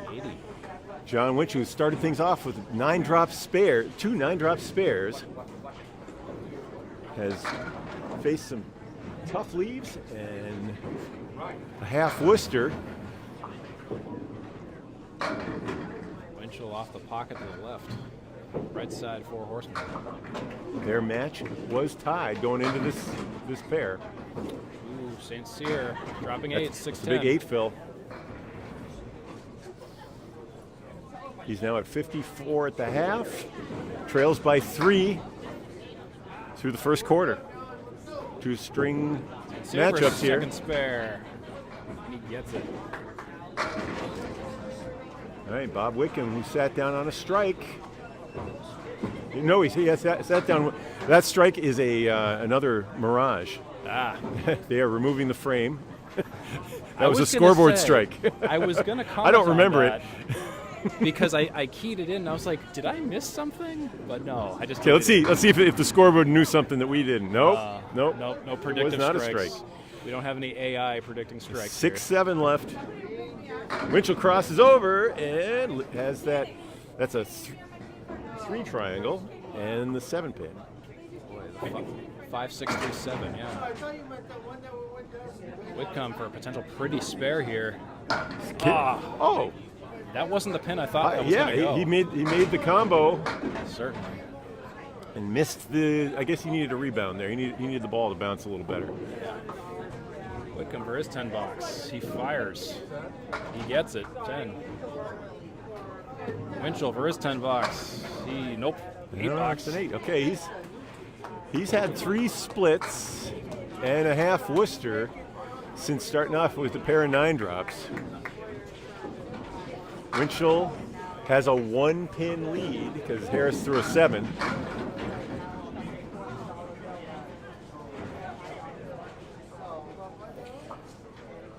All right, another baby split. This one for Harris.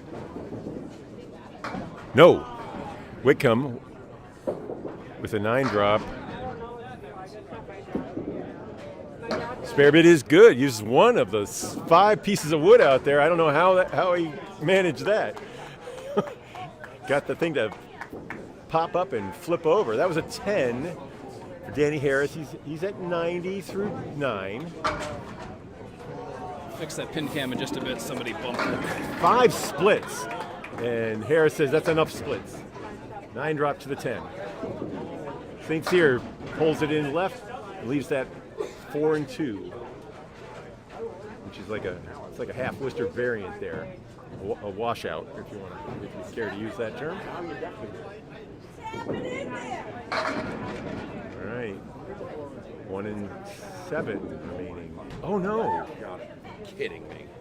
That was awesome. Harris disappointed. Remember, he had a similar spare that went because he had 2 pieces of wood. That time he missed it. He missed the candy bar out in front of the 10, and they sit down with 100 at the half. Remember, 2 strings, the format today. Bob Whitcomb is 86 and a ball.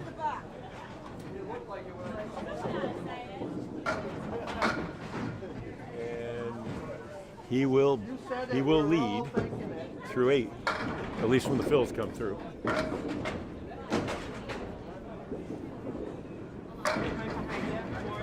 So Aaron St. Cyr, 86. And his box is closed. Bobby Whitcomb working on a spare. First ball in the 9th coming up next. 7-10 big. No good for Winchell in the 9th. Uh-oh. That's a 4-fill for Bob Whitcomb. Yeah. Oh, no. Reminiscent of what happened to Jon Winchell earlier. So Winchell tied box to box, 90 apiece. Red got the split. Yep. Yeah.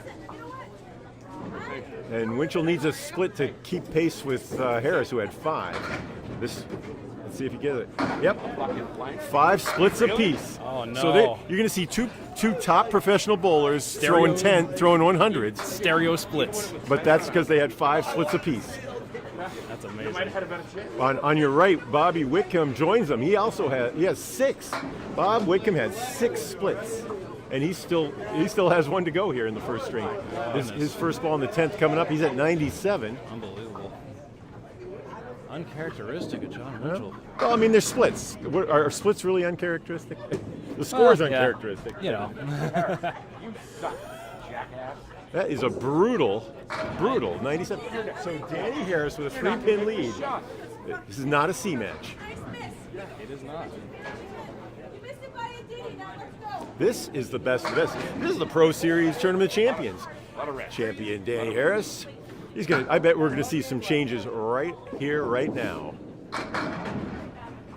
Off the head pin, but it's the 1, 3, and 7.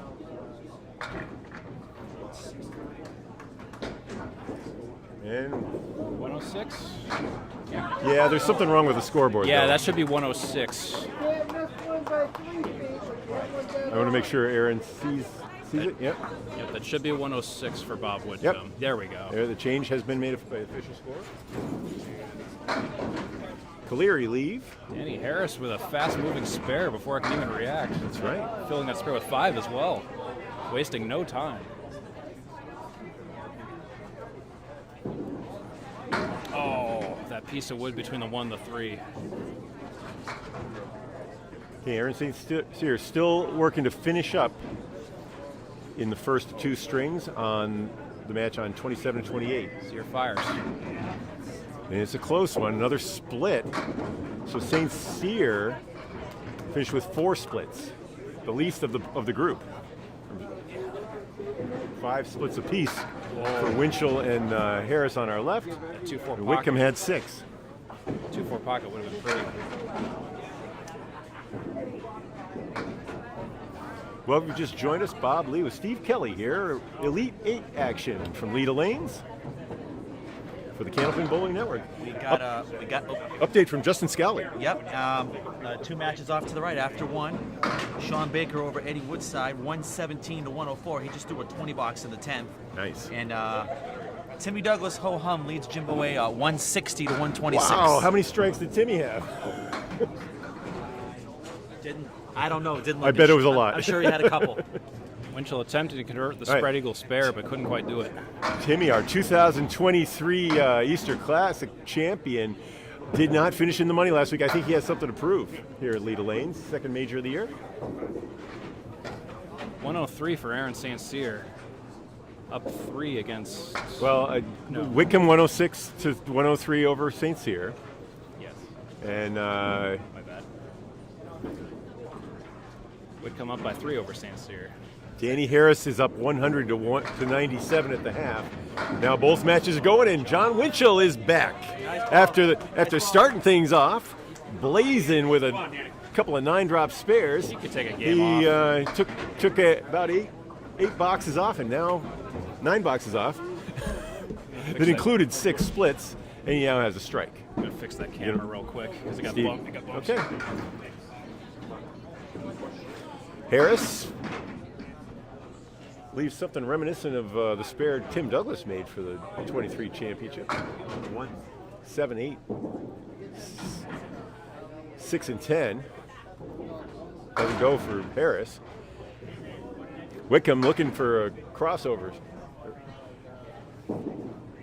Sends a message, but it goes only about a quarter of the distance. So that's a 9 in the first.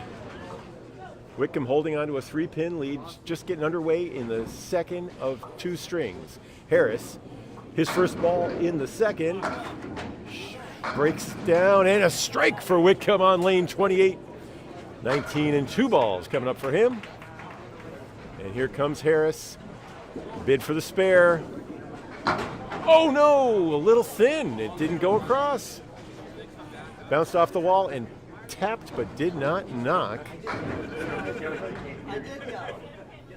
The 4-pin stands. So that's 41 through 4 and a 141 total.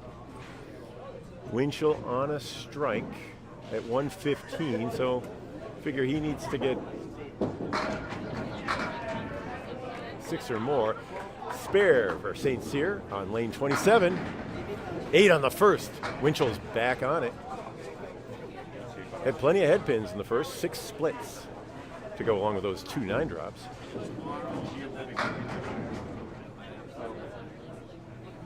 Now 3 for 3. He started with a spread eagle and misses the chance for the spare on strike, but 18 on the fill.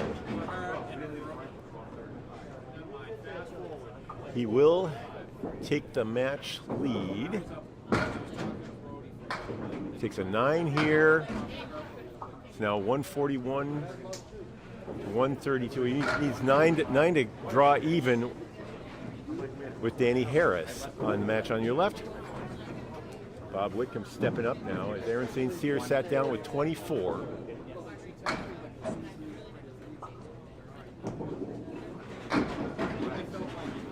Another head pin, but another split for Winchell.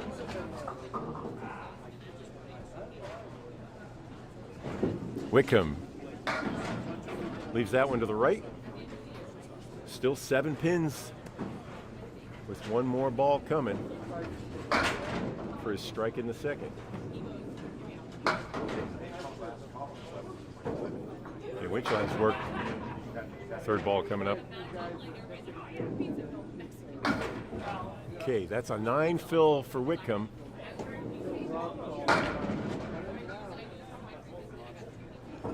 Winchell, tough break. All right, 9 in the 3rd for Whitcomb. So Danny Harris leads by 1, box to box. Nobody's on a mark. That was not a head pin, but it looks like a beautiful 9-drop.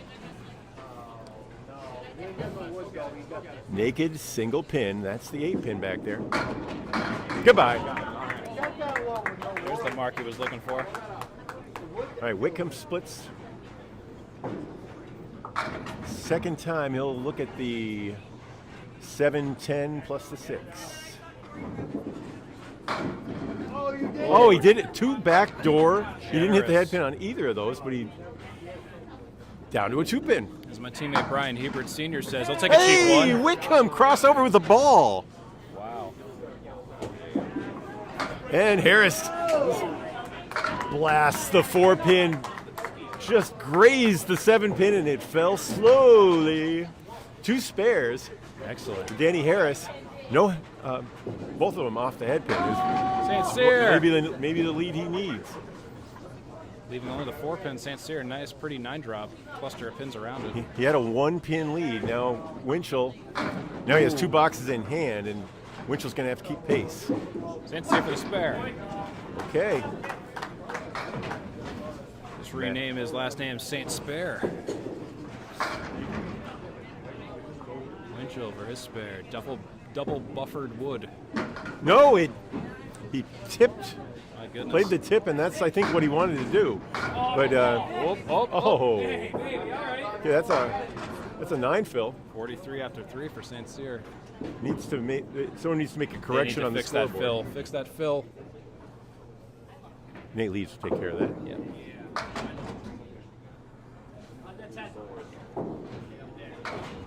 Jon Winchell, I believe, with a 9. Yes, with a 9 for 52 after 5 for Jon Winchell. Compare that to Dan Harris's 59 after 5. Okay, and St. Cyr with a 10. All right, so in the match, it's all square right now, but at 153 after 14 of 20 boxes. Remember, these are 2-string matches. This is knockout style. So Jon Winchell finds another brutal split. Goalposts, 4-6. 4-6. I guess that's the junior goalpost, right? Yeah. You know, you work your way up to the NFL.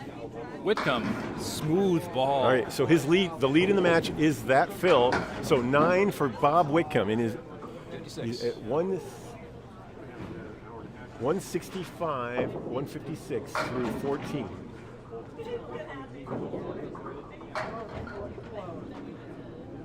And it goes. Hits both of them in the cap. Both pieces of wood, and it has enough strength to clear through. Whitcomb's ball usually clocked around 30 miles an hour by the time it hits the pins. Not one of the faster throwers. He's in his 50s. You don't have to throw fast to be good. Yeah. Ask me. Ask me how I know. All right, Whitcomb fills with 4. So that's a 70 half, and he's now at 176 through 3 quarters.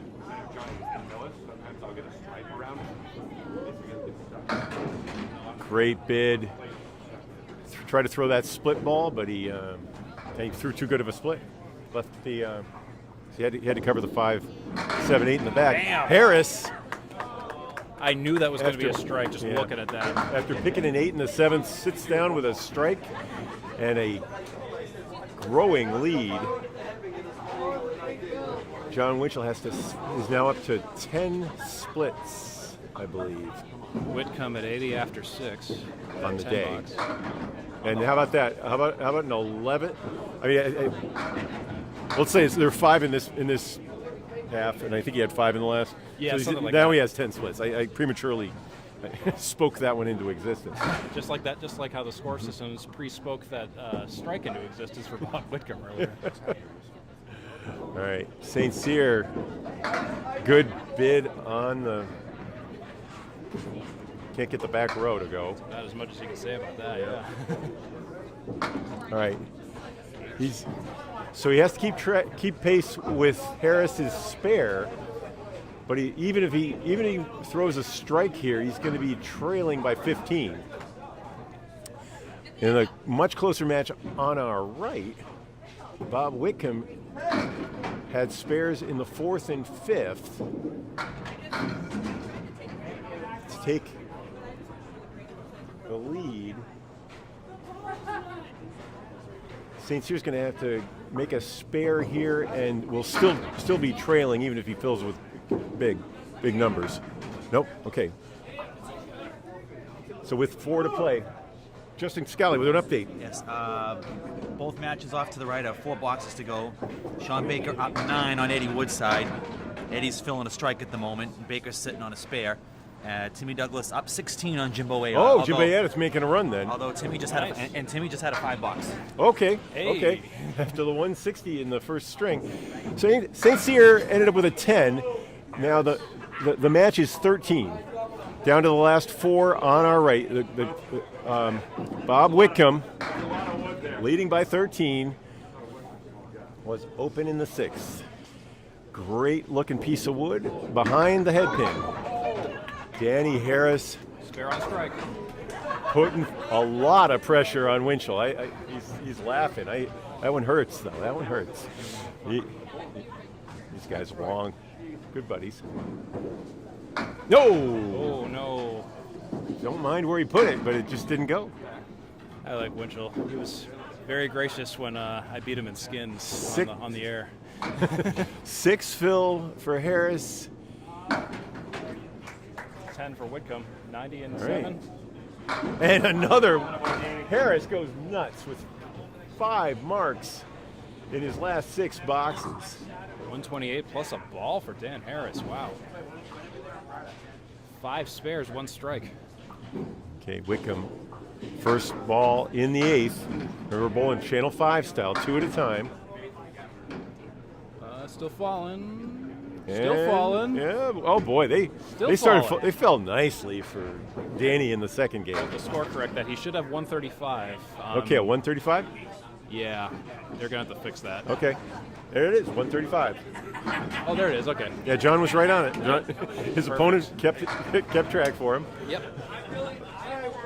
All right, so all he needs is he needs 60. So Dan Harris with a 2-game total at 235. He needs 59, so I think he needs 3 strikes in a row and a 9 drop. Here's the first one. No. Nope. All right.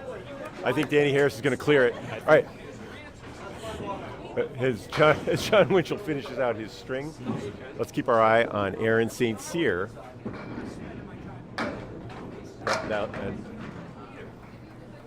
That will definitely do it. Danny Harris advancing to the semis.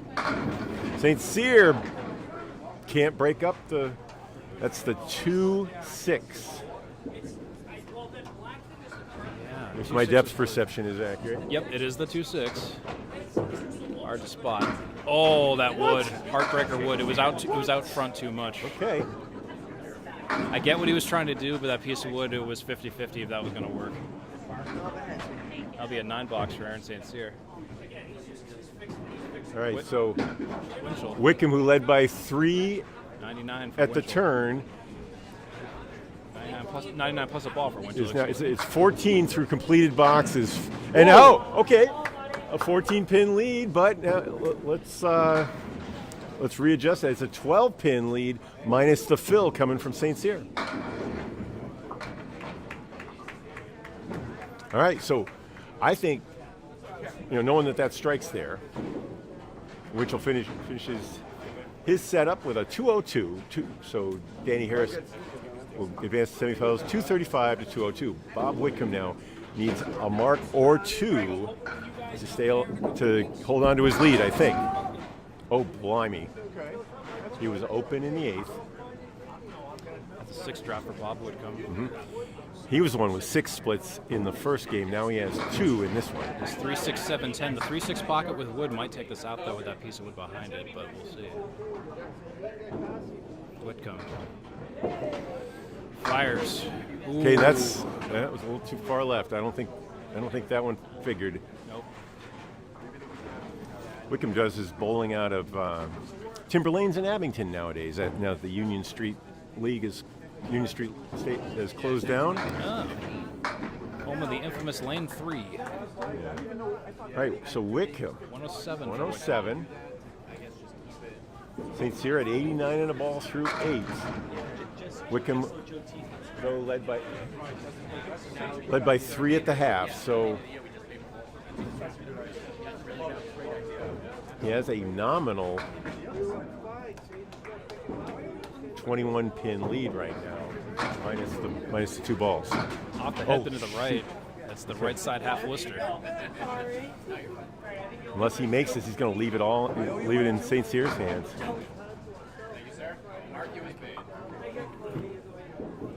I think he needs to get it to 30, I think, going into the end. With St. Cyr filling. Force St. Cyr to make a mark. It's looking at 117 game potentially. I think this 7-10 split. One pin here is big. Fires. That's that one Good. pin. That's 9 good. bucks. All right, now it's 30. 116. Right? It is 116. Yeah, it's 30 minus the fill. So if St. Cyr were to get a pair of 10s and a 9 fill, it would be that means Whitcomb would win. If there's one spare along with a good fill, St. Cyr should win. Douglas and Baker advance. Thank you, Justin Scali. Thank you, Justin. Good head pin, but a light fill Well, you get for two. the first ball. Light fill for the first ball. Now things are looking good though. This is what, the right side Canadian hay bale? Is that what this is? It's a hay bale. I don't think It's a hay Canada. bale? It's not exclusive to Canada. It's not country exclusive. Okay, that's a 7 fill. Now. 7. He'll need a mark in the 10th, I believe. I mean, Yep. Right? Yeah. He will. A mark or 2 10s to tie. Okay. Okay. Well, So needs a mark now. He does need a mark. he's chasing 12, right? No, he's chasing 15. He's chasing 15 because of the first half. Yes. He's chasing 15. He had a 103 in the first game. That's right. So that's pretty straightforward. Yeah. St. Cyr fires. Believes it right, but no one's arguing with that. Are the ones that think it's not fair that was a good lead. 8 drop. 1-2. 1-2 up a The old 1-2. 3-pin. 1-2 punch. Happens about 12% of the time with missed head pins. You get one of these leaves, and it's Takes gone. Okay, now it's down to the last ball. 5 to tie, 6 to win. Is that right? I think so. He's at 114 plus a ball. Okay, that's going to be... He's at 217 plus a ball. Yeah. Yeah, so that means 5 to tie the match. Cyr for 5. Oh, there's the 5. That's it. And that will do it. Aaron St. Cyr with a huge spare. Blessed by the, hit the 3-pin and left the Millis 8, as we say, the 1-2. But he executed that perfectly and drove it home on the head pin with the last. And he'll, by 2 pins, carry the day. Nail biter to the end. That's right. So the semis are going to probably be moving to our colleague Greg Gouillard's region over near lane 32, 33. All right. So for everyone watching my stream, I think we have a fair amount of you. If you lost this round, pause for a moment. Okay. Congratulations to Bobby Whitcomb and Jon Winchell. Great season. You get Timmy and Danny right here. Oh. Okay, we will stay on then. I think we should start a new stream though, Steve, right? Good luck, guys. No? Just keep it rolling. You just leave it rolling? Okay. Yep. You guys get 1 semi and Greg and Paul get All right, the other so, one. very good. And as always, please do not forget to put your names in. Thank you. Thank you, by the way, for letting me know. I just had to reveal the 10th box in the scoreboard there. Sorry about that. I just can't count to 10, apparently. All right, so. Oh, goodness. Does that mean? So, John, I think John is done for the day, Yeah, right? John's done as well as Bob. Yep.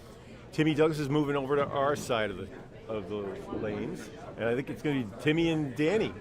So, Timmy Douglas. Past champion, Timmy Douglas.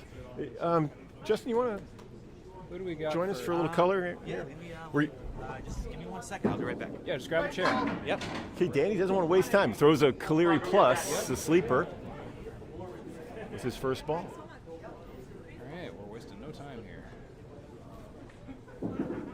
Run it, attaboy. Oh, no problem, I guess.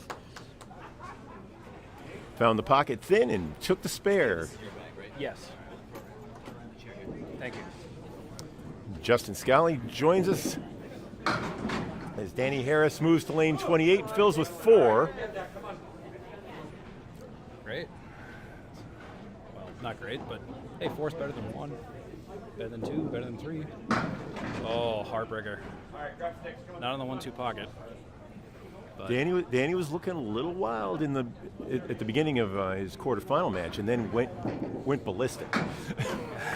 he was aided. I think the transition helped when he missed the head pin a couple times and wiped out had a 9 drop and an 8 drop, and then he converted on him, and then from there on he couldn't miss. And a couple of social bowls in this one. Danny lives in Quincy and Timmy's down in Marshfield. That's right.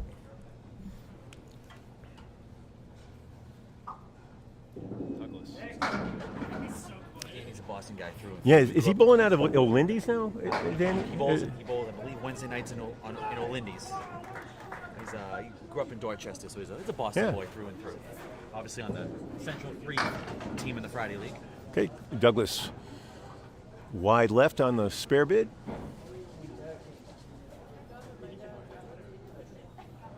Oh, I got to move my Zoom cam. Okay. Yes, thank you for reminding me, Chad. We just moved down a lane, so I got to move my Zoom cam. So stand by on that. I'll get that up as soon as I can. All right, Timmy Douglas takes nice 10. Picked up the 1-8 with his third ball there. Douglas had a little injury about 5 weeks ago. Seems to have recovered completely from that. He pinched his ring and pinky finger on his throwing hand in some machinery. But after a week off from the Friday Night Pro League, he came back and was a little iffy for about a week, but he's been throwing some great games more recently. I don't think that's a factor anymore.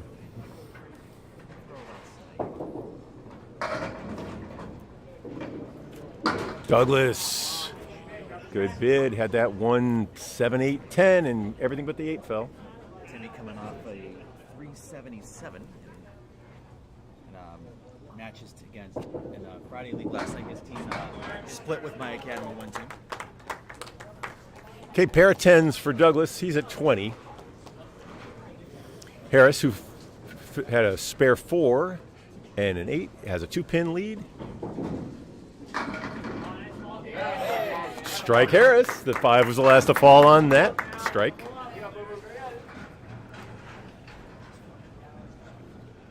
Well, over in the other semifinal, we got Aaron St. Cyr and Sean Baker.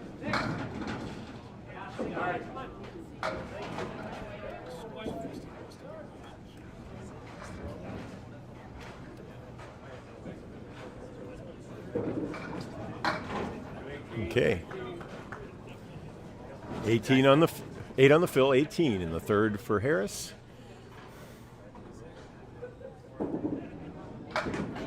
Good 10.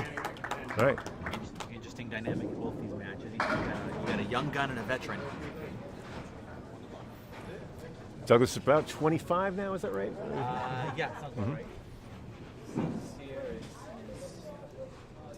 Late 20s, I think. I think we're 12 years. I think we're About 12 years. Yeah. Including my age. I think Aaron's 28. Okay, Douglas with a little wood behind the triangle for his first, looking for his first spare. He's got it. I don't think he needed the wood on that one. Get that perfect. The wood behind it helps frequently because it causes a ricochet, just in case you get one of those thin ones or full ones. So 30 in a ball. He's going to fill here on lane 28. Douglas is.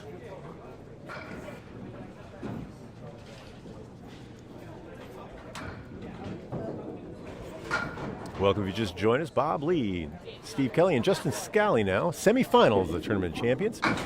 Timmy Douglas on the fill. Weird. What do you call that one? That was the 1, 3, 4, and 6 that fell? Maybe the 9? I don't know. No, the 9's back there. 1, 3, 4, 6. Okay. That was a 4 fill. Oh, great. That is coming across in front of the head. Yeah, it would have taken the 6 pin if it was up. Wow. So it was. He's trailing by 6. Remember, the matches are all 2 strings today. Like a King of the Hill final, you might see a place like Fitchburg or Spare Time.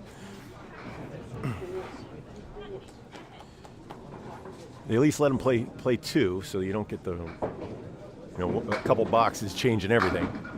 King of the Palace was like that as well. It was two string matches, 2 at a time. Yeah. For the individual good. stuff. Now, I know different. there's some lobbying out there to have something more like a 10-stringer for the champion here. This is a major championship. And speaking of that, Harris with his third mark. Started with a spare, had a strike in the third. Every other box, he's had put up a mark. 16 of all through 5. Oh, Ooh, 8 fill. put a little extra whiz on that cheese. I like the bracket. I mean, to use a golf analogy, speaking of majors, the PGA Championship back in the day, it's been a long time since it's been like That's this right, now, match but play, right? Yeah, they did match play. Yeah, I think it's they- tough. I think they started out stroke play, and then when they made the cut, then they went to match play. It's more exciting to watch match play when it's done when it's right, but it also allows the person who's have a mediocre round to advance while someone else having the second best round of the day doesn't advance. That's the justice problem. Not that there's always justice in candlepin bowling. There's never justice, Are you kidding me?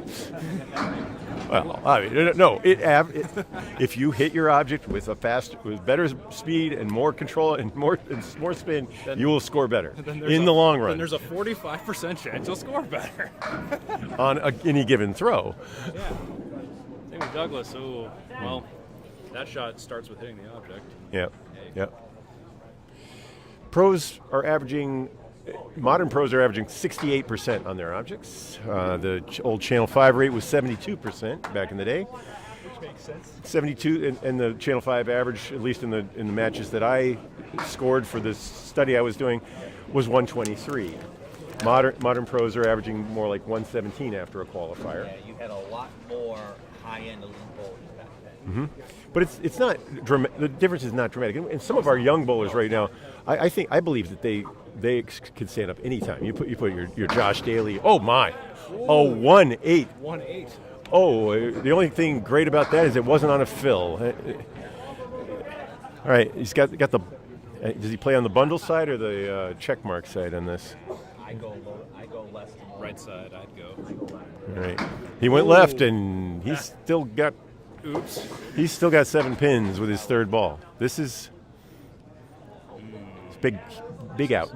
This is a salvage mission right here. Yeah, right. All right, he hit it where he wanted, and it takes 7. That was 2 pretty good balls. 1 pitch that was a little wild, and a 7. Trails by 18 to Danny Harris, who leads him 3 marks to 1. We've finished 6 of 20 boxes in the semifinals. And Harris fires. Aaron St. Cyr's off to an early read to my right. All right. The mark machine over there. Chris Winiar says he's up 11 through 6. Yeah, through 6. Aaron St. Cyr's up 11. He's got 4 marks in the string. Oh my! And he's on a Aaron's sitting 84 on the ball. okay. Danny Harris breaks from his pattern. Yeah, Steve. That's 87 and 7. Yeah, uncharacteristic, not mark for Danny Harris. Okay, and he washes out the 2-4-8. Oh boy, the Double washout. Or the double washout, the TV shot, the high-low jack for 1-7-10 with a piece of wood rolling out of play. Maybe? Nope, it stops. Craig Holberg just made that one a couple games ago. I made it once during the Easter Classic, but I had wood to help me, unfortunately. So It goes. yeah. I made it in the King of the Hill with the Mason's King of the Hill a while back. That's right. Douglas, a little full. Yep. Another split. I was just about to say that. Yeah, a little 2. bit full. He's got 2, and Danny doesn't have any this time. No splits in this. We were watching a lot of splits in the quarter finals. Semifinal action here. Tim Douglas and Danny Harris vying to go up against the winner of Sean Baker, Aaron St. Cyr. That's off to our right and on our twin brother network. Also on YouTube, Candlepin Chat, and CBN Facebook. Be sure to strike, comment, and subscribe to Candlepin Bowling Network, CBN, the place to watch the bowlers. Okay, Douglas. Yeah, he gets the head pin. That'll go. It's the The 10 pin is a little 50-50, but yeah. 1, 9, 10 with wood between the 9 and the 10.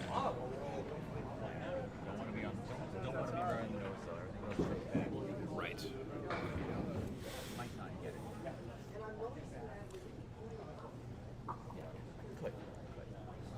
Douglas fires. Oh! Yeah. When you throw 43 to 45 miles an hour, takes away, it adds to that 50-50 chance that I was thinking of. And the angle piece in the back, so even if he chopped straight through that, wood might have deflected a goal. So that's Douglas's second spare. Harris, Full in the 1-2 pocket a little who has a strike and 2 spares, leads, but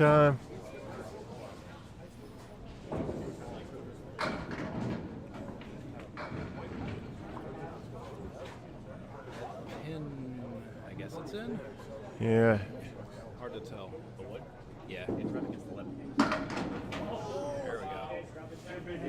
Some places, when you see it in the light, I get nervous. Like Lakeside, if it's in the light, you get a little kind of every place does it different. Okay. Good 10, 107 through 9. Tim sat down at 79 in the ball. That's about an 18-pin lead minus the fill. Harris fires off to the right. Right side washout? Yep. Yeah. Hey, I'm learning. It's important people keep straight the difference between a split and a washout. A washout isn't easy to hit either. but a split is where you like, hey, I threw a head pin and why did I get it? You know, it has a negative. It has it was unfair connotation to it. That's an 8 and a 115 for Harris, who escaped. He threw a 100 in the first string last time before going ballistic in his second string against Jon Winchell in the quarterfinals. Yeah, Timmy got the opening he's looking for. All right. Tim Douglas on a spare. Fires. 7, 8. Phil. It helped. 87 and 8. Almost had the setback. The 5-pin dropped late. 610. Lane 27. Nope. That just got out of his hand right all the way. Drifted a little bit too much. 10 box, 6 pin on the deck. Same ball. Wow. Consistent. Okay. 9 box for Timmy Douglas. 127. Yeah. So with the mark, we'll be virtually tied. Depending on how he fills it. 96 to 107. Come on! 8. Okay, that really. Right side setback 510, wiggling 10. Piece of wood in front of the 5. I don't love it. No. I'd almost say play the wood on the left, cap it. Whoa. But It's too big a space there. he throws too hard for that kind of shot. Yeah. Yeah, I think if it was touching, if it was further out, I would have liked it where he put it. I would have liked it where it was set back like that. I would have liked it better right on the 5. The 10 box. Ooh, Okay, that was off the sidewall there. is that? Yeah. Yeah, I was gonna say. Yeah, he's got it. All right, so that's a 10-pin lead. Danny Harris trying to advance to the finals.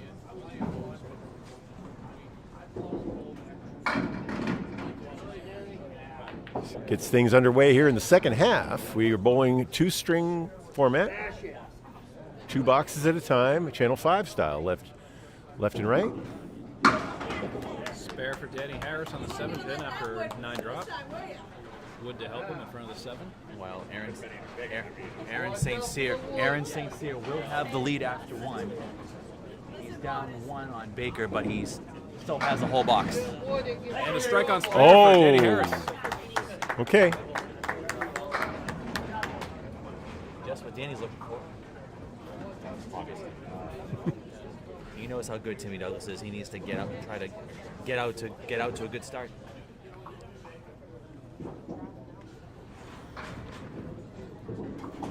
Douglas, he's thrown a few of them just right now, and big balls. You know, I'm thinking in particular that 6'10" he was taking aim at, he missed similarly.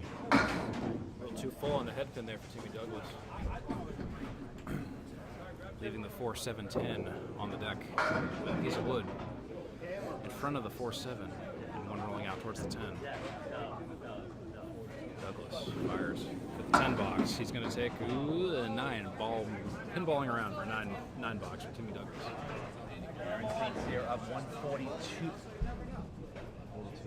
Aaron St. Cyr is up 142 to 123 after 1.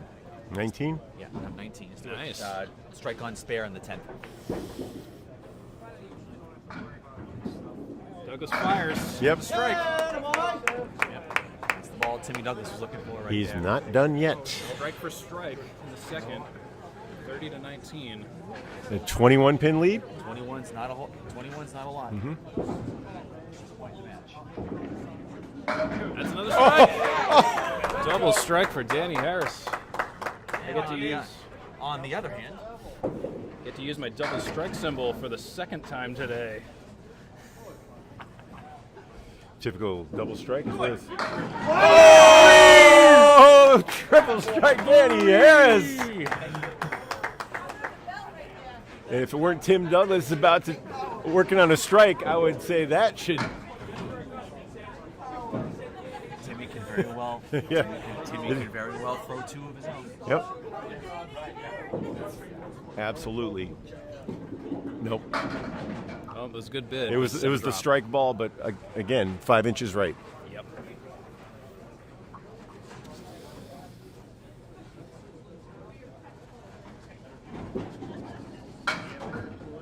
Most gave up, I think, 4 triple strikes last week. At the Easter Classic. Yep. Congratulations, Austin Barnes, and had at least one of them. 2 of them? Yeah, 2. Yep. 203 game. Yeah, he had 1 in that game. And 1 somewhere else along the way. Tim Douglas at 36 after 3. Danny Harris at 70 after 3. Welcome to the Pro Series, folks. Putting the Pro in Pro Series. Saw Austin earlier. He was still glowing. I know, poor Austin. I covered his match, and he had a frustrating 2 games.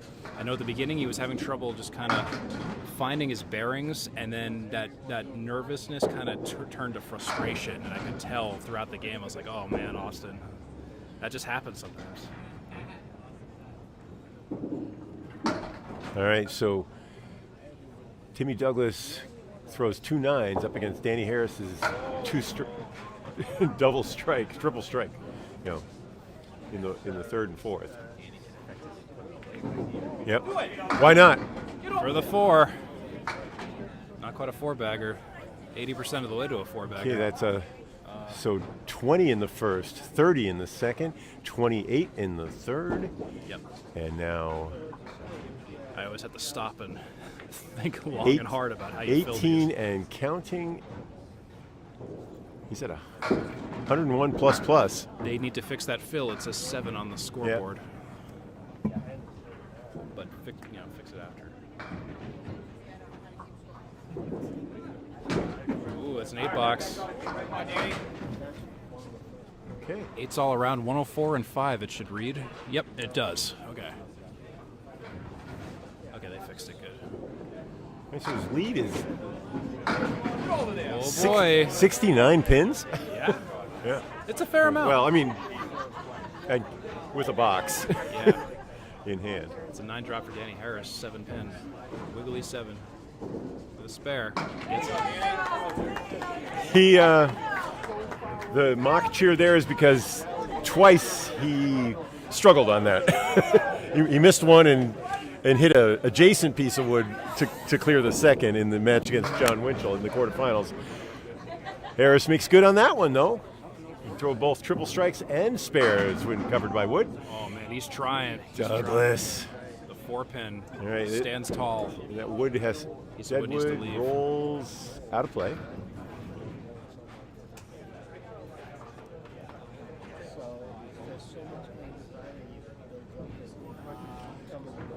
The score camera pick up that wood rolling somehow as a thrown ball.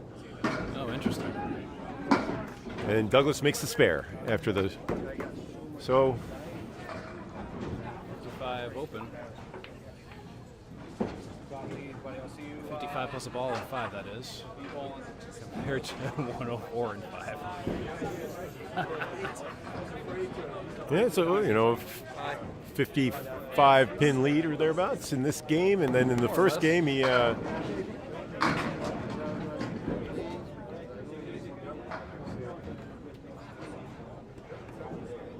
What was the first game? It was 115 and 105 respectively. Yeah, okay. So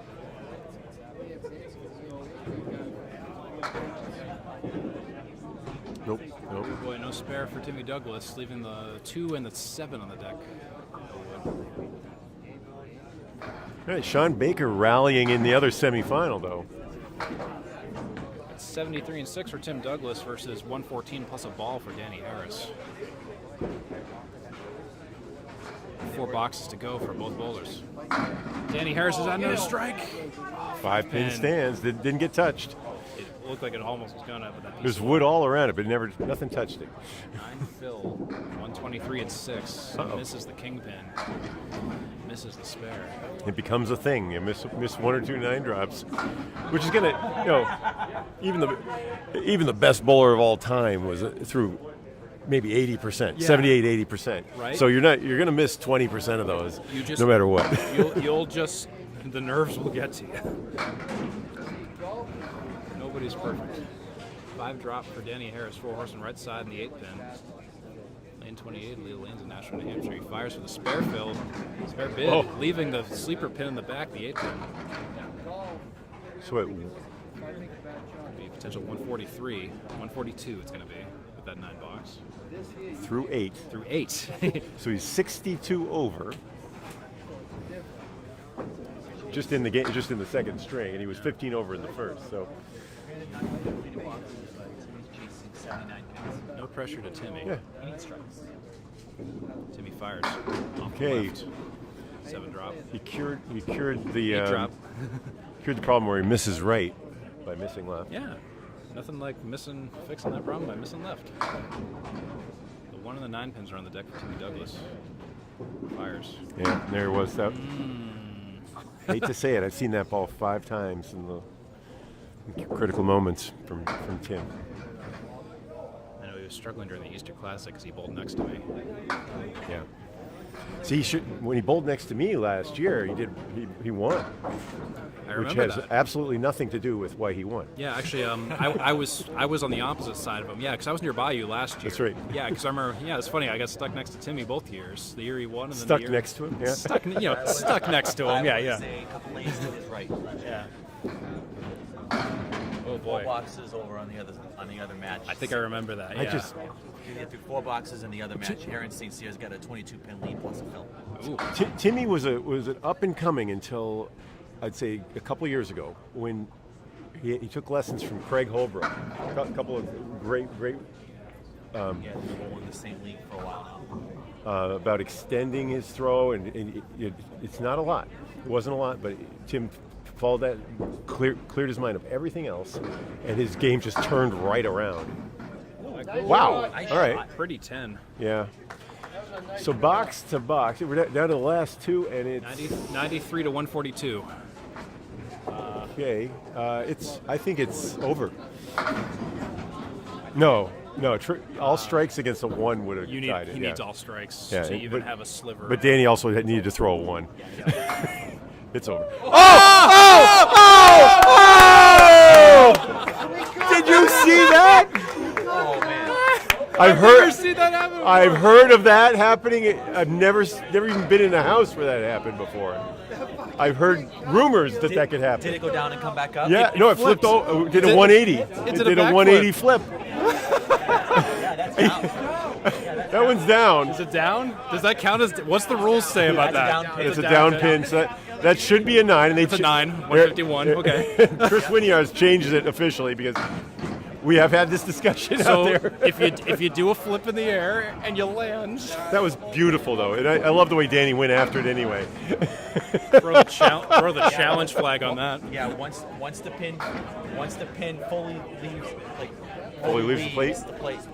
fully leaves, it gets Oh, considered but you remember King of the Palace when the whole plate would shake and the whole plate would, every pin would leave the ground for like a tenth of a second. 163. All right, 160, beautiful, beautiful, and with one of the weirdest shots of all time. 278, 2-game total. Hey, He knew. Nico, if you're watching, clip that one. That's right. God. Nico Puhar, welcome to the Candlepin Bowling team. Put that on TikTok or whatever. Paul would say, Tony the Magic Man, get that one. Yeah. That's right. Just credit Candlepin Bowling Network if you're working from outside of our. Hashtag pin flip. Yep. Timmy Douglas. I feel bad for him. Oh well. Just kind of garbage time at this point, but He owns 2 majors, the way I count them, an Easter Classic and a Tournament of Champions. so yeah, you know what? You can be a little bit happy today. No one can take those away. Nobody.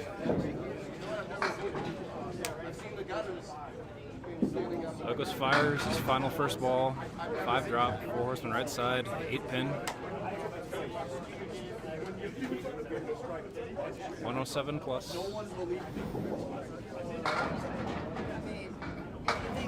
No spare. All right. 108 to 112 for Jimmy Douglas. Danny Harris is 278. That's So 217. 217. Okay. And that's all she wrote for this one. All right. I think the final. I know the final is going to be to our right, and it'll be Greg Guyart will be carrying that broadcast with Paul Grant. Yes. We can sit in the back. He's got a lot of microphones, though. Steve, you like to sit in? Yeah, we'll make our way over there. So the folks watching this stream. So we are going to turn this stream off, but check out Greg Guyart's stream. It's on here on the same YouTube channel, Candlepin Bowling Network. Justin, do you have an update from the other match? Just with Aaron St. Cyr and Sean Baker. Baker's sitting at 203, working on a strike. Aaron just missed a single. He's at 227 through 7 with it. Yeah, and now he's up to the 8. Okay, so that'd be seems like a 24-pin lead thereabouts. Yeah, so Aaron's going to have a 30-plus pin lead. A 30 plus 30. 30. Okay. He's in the driver's seat. Good chance we'll see. You can flip over now, and then good chance Yep. you'll see Aaron St. Cyr and Danny Harris for the 2024 championship. We'll see you there, folks. Yep, just go ahead and switch over to this stream, and we'll be all done. Thank you for watching my stream, at least on Candlepin Bowling Network, and we'll see you over on Greg's stream.